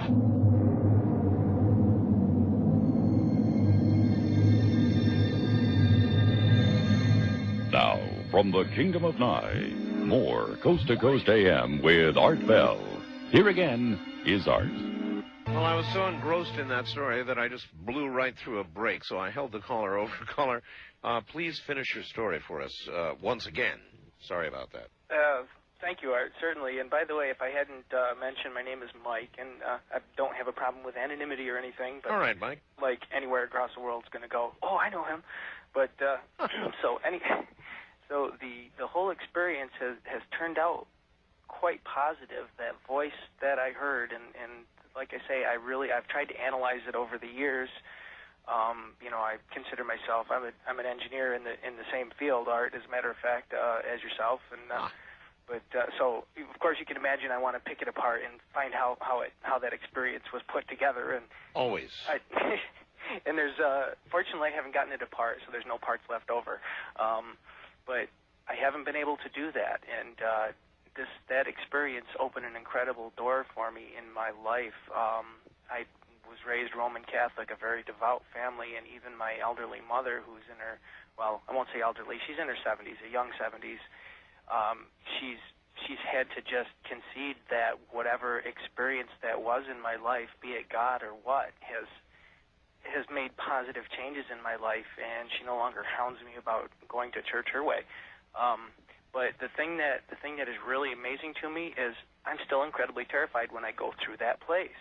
I mean, the energy there just does not feel positive. Some of my Native American friends, they're Senecas and whatnot in the area here, the Iroquois, they speak of areas like that give you increased energy to run through the area. That's like a good thing to do. The places that are good to be are the places that tend to make us rest and relax. And so I'd be curious about comments about, you know, that whole interaction. I mean, I don't feel, you would think I would almost want to visit the place like a shrine. Sure. Yet when I go through, I'm still terrified. Like, I don't want to see what's out there. and yet my life has changed in a wonderful way. So there you are. Brad? Well, we use the word awful, and we forget what it originally means. I mean, awe. We are filled with awe. And I think rather than fear, this is one of those awesome places. I'm familiar with that area. I'm an adopted Seneca, and there's a lot of power in that region. And I think, again, this epiphany that you had, the voice, you were in the silence, the voice spoke to you, and just look at the practical aspects. As we said earlier, Sun Bear says, if your medicine doesn't grow corn, I don't want to hear about it. You had an epiphany that proved to be one of the most practical and beneficial aspects of your life, and I think I don't think it's fear, I think it's the awesome power that you sense that's in that region. Mm-hmm. Precisely. And now, back to the best of Art Bell. All right, west of the Rockies, you're on the air with Brad Steiger, the one and only, and Art Bell. Hi. Hello? Hello. Art. Yes. Hey, hi, this is Steve in Denver. Hi, Steve. You're going to have to yell. You're not too loud. How's that? Is that better? Better, yes. Better. Okay. Yeah, first of all, man, I just wanted to thank you, man. I'm a rock and roll musician, and we used to sit there on the bus on the road and listen to you late at night, buddy. That was pretty cool. Thank you. Yeah, I just wanted to share a quick story.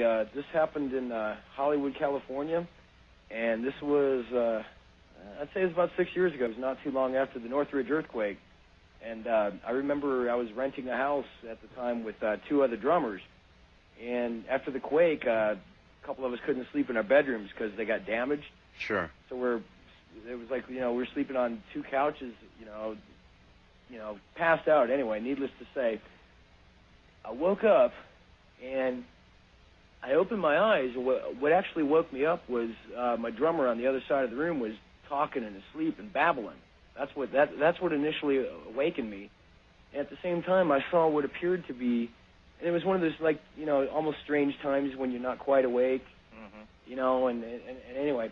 But I saw what appeared to be, this totally flipped me out, but it looked like it was a woman floating in the room, and it was like a greenish haze, and she was dressed in like 1800s garb, and she was floating in the room, and she was staring at my drummer across the room. And then all of a sudden, and I almost sat up, and I was just kind of like blinking, laying there blinking, and then all of a sudden, she seemed to become aware of the fact that I was awake and seeing her, and she whirled around and looked at me and then promptly vanished.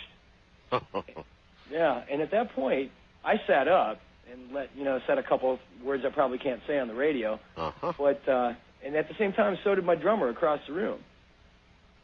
And what was your feeling? Was this positive or negative encounter? It was more of kind of bewilderment. Yeah. I was kind of like, whoa, like the rocker dude, Right. But, whoa. Yeah, it was like Spicoli or something. But that was what, and he sat up and he started saying, whoa, what's going on? And I said, dude, you just have like a nightmare or something. And he started saying, yeah, why? And I said, well, you woke me up. And then I shared with, what I had seen.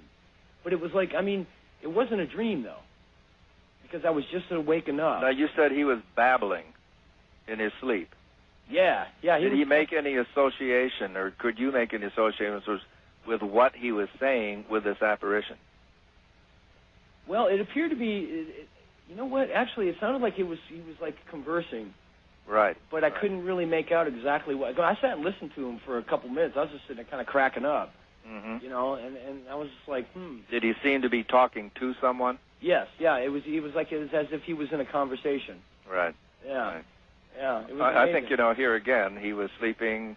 That's when so many people are vulnerable, or let's say it's so easy for access to be made with the entities from Shadow World, and I think that's what was happening. She was making communication. It would be, of course, in retrospect, if you could have established some kind of contact and found out what she wanted. Well, it was funny. Well, this was all like in a the window here was just a few seconds, I think. Boy, that's asking a lot, Brad, for people who are Yeah, I know. totally freaked out and not ready for it. I appreciate your call, sir. Yeah, it's an interesting story. Thank you. It really is hard. I mean, in retrospect, boy, I wish I'd asked that question, or boy, I wish I'd had that snappy comeback. But, if something like that is freezing you in place. Right. It's- But sometimes, when we question, we do remember, like, oh, he said such Sure. and such, and I was hoping that I might be able to prompt a little more information. Yeah. First time. That's the researcher, Yeah, I hear you. First time caller line. You're on the air with Brad Steiger, the researcher. Hello. Hello? Hi. Hi. I'm sorry I wasn't prepared. I was daydreaming. My name is Jamie. I'm in Northern California. Okay. And I have a question that may have been asked already, and maybe I've missed it. But do children seem to be more sensitive to whatever is around? The reason why I ask is when my daughter was 3, she started doing and talking and saying, very peculiar things. For instance, she would sing Unforgettable, which was my grandmother's favorite song. She was 3 years old, but there was no way she could have known the words. She was just she was an interesting kid, but one day she was sitting on the couch, 3 years old, and she looked up to me. We were talking about, just little, reading a book or just, I know we were just talking. Anyway, she looks up at me and she says, Mommy, when I was alive before I died, I was sitting under a tree and they strangled me. And I didn't know what to do. I didn't know what to say. And it scared the dickens out of me. She doesn't remember it, of course. And sometimes I wonder, I wonder where it came from. When I was alive before I died. Yeah, that she was sitting under a tree and they strangled me, and that was all she said. And then she went back to her little 3-year-old babble. Wow.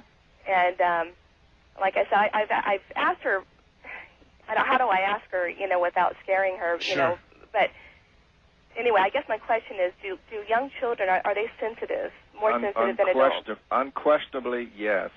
And again, depending upon your own cosmology, someone would have said, "Oh, tell me more about the past life." Now, again, there's nothing wrong with that, depending upon your worldview and your cosmology. Right. It's best not to, though. It's best to let the child, if the memory comes. I mean, again, it's complicated enough living one life at a time. If it's necessary for the child to remember a past life or to complete a lesson unlearned, to complete some work left undone, then it will happen. But let it happen in a natural way. In terms of seeing angels, in terms of seeing entities, yes, definitely. Children, before they learn they're not supposed to, they will see them. And, it happened to me when I went to school and I realized, the other kids weren't seeing the other people in the room, and I just learned to be quiet about it. Well, even now, she really is interested in ghosts and spirits and all that kind of stuff, and she's upset that she has never experienced anything. And how old is she now? She's 12. Yeah. She's 12, and she feels somehow left out that she hears all these stories from. No, don't. Let it come naturally. Well, no, that's how I feel about it. Good, But good. it did scare me. I didn't know how to react, and at the age of 3, it was something totally uncalled for. Well, I hear that. All right. Well, but I think you reacted in a proper way. I'm sure you were loving, and my mouth hit the you floor.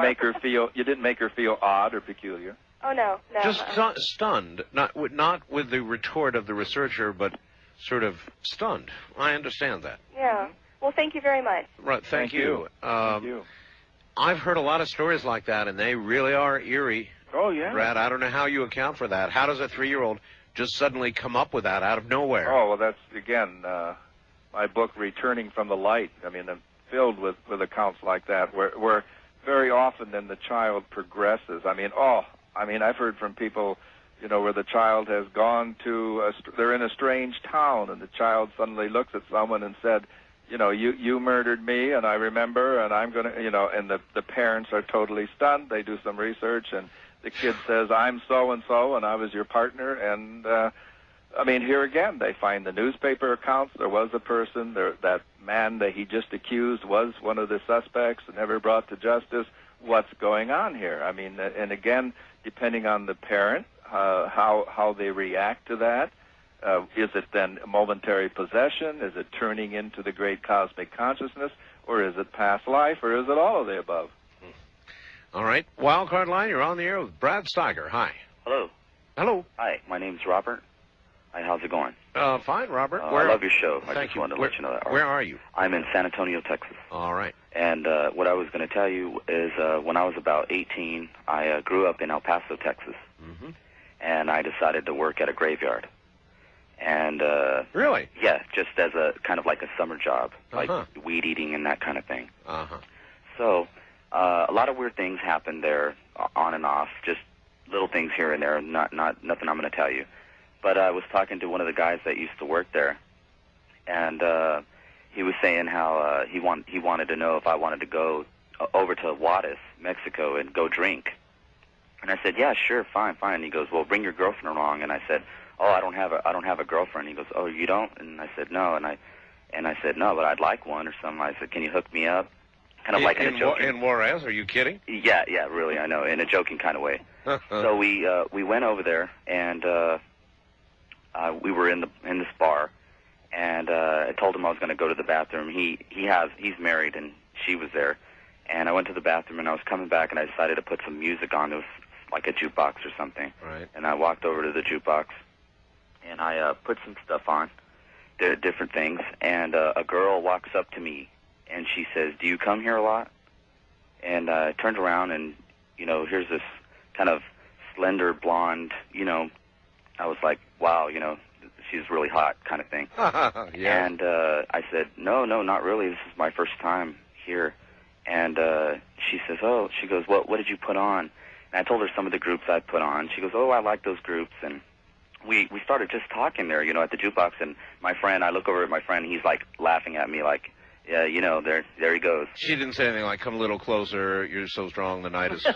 Not at all. Okay. She just... You're my kind of man. Talking to me like she knew me. Like we had been, we had known each other before. I had never seen her before. I thought she was a very attractive person. And I just, I started asking her, like, where are you from? She's from El Paso. And I said, where did you go to school? And she told me her high school and that kind of stuff. Anyways, my friend calls me over, and he said, so I walked over, and I go, well, hold on, I need to go talk to my friend real fast. And then so I walked over there, and I said, hey, what's going on? He goes, we're getting a little tired. He's all, we're going to be going in a little while. You might want to ask her maybe she wants to, go out to like somewhere to eat, right. Eat some food or coffee or something. We don't have a lot of time here. Yeah, and so I walked back over, and she's not there anymore. Obviously, she's not there. And I looked around, and I don't see her in the bar, and there's some bathrooms I go to the back, and I go back there, and I asked the girl that was coming on, I asked her if she'd seen a tall blonde or anything, and she said, no, I haven't seen anybody, and then that was it. I just didn't see her anymore, and I walked back over there to my friends. I asked them, did you see where she went? And they go, no, they weren't paying attention. And I said, well, I guess she ditched me. I was thinking, well, maybe she ditched me. But then I had worked at that graveyard for about 6 months, and when I went, maybe about 3 weeks later, I thought I saw her walking across the graveyard. Right. And that was it. And then right. Well, that'd be enough. Yeah, and then I ended up leaving because it just was freaking me out. And end of that summer job, huh? Yeah, exactly. All right, my friend. Thank you very much. I'm so sorry we're out of time, and we really are out of time. Brad, as you know, at the end of the month, I'm retiring. Yes, I know. And we have had many good years together, and yes. I sure do want to thank you for that and for appearing on the radio all these times with me. Well, I thank you for that. Sherry sends her love to you and Ramona. Thank you. And we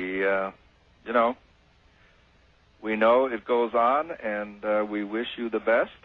And, our thoughts and prayers are always with you. Thank you, Brad. The book is Shadow World. It's the new book, but not the last book, obviously. Oh, no. Man's working on another one right now. Oh, yeah. Do you ever take a break in between books, by the way? I'm happy in my work. Or are you writing 2 at a time sometimes? Usually 3 at a time. Are you really? Researching one, taking notes on the other, and working on the third, and then it keeps progressing. I see. Well, then, be prolific. Continue to be. Brad, my friend, thank you so much, and we'll stay in touch. Stay well, brother. Good night. Good night. That's Brad Steiger, folks. And that's it for me this night. Tomorrow night, we're going to be talking about one of my favorite topics of all time, time travel. Real, physical time travel. And we're going to do it with an expert, Dr. David Anderson, who's president of Time Travel Research Center. Really should be something. So that's tomorrow night, if you have the time. From the high desert, this night, night all.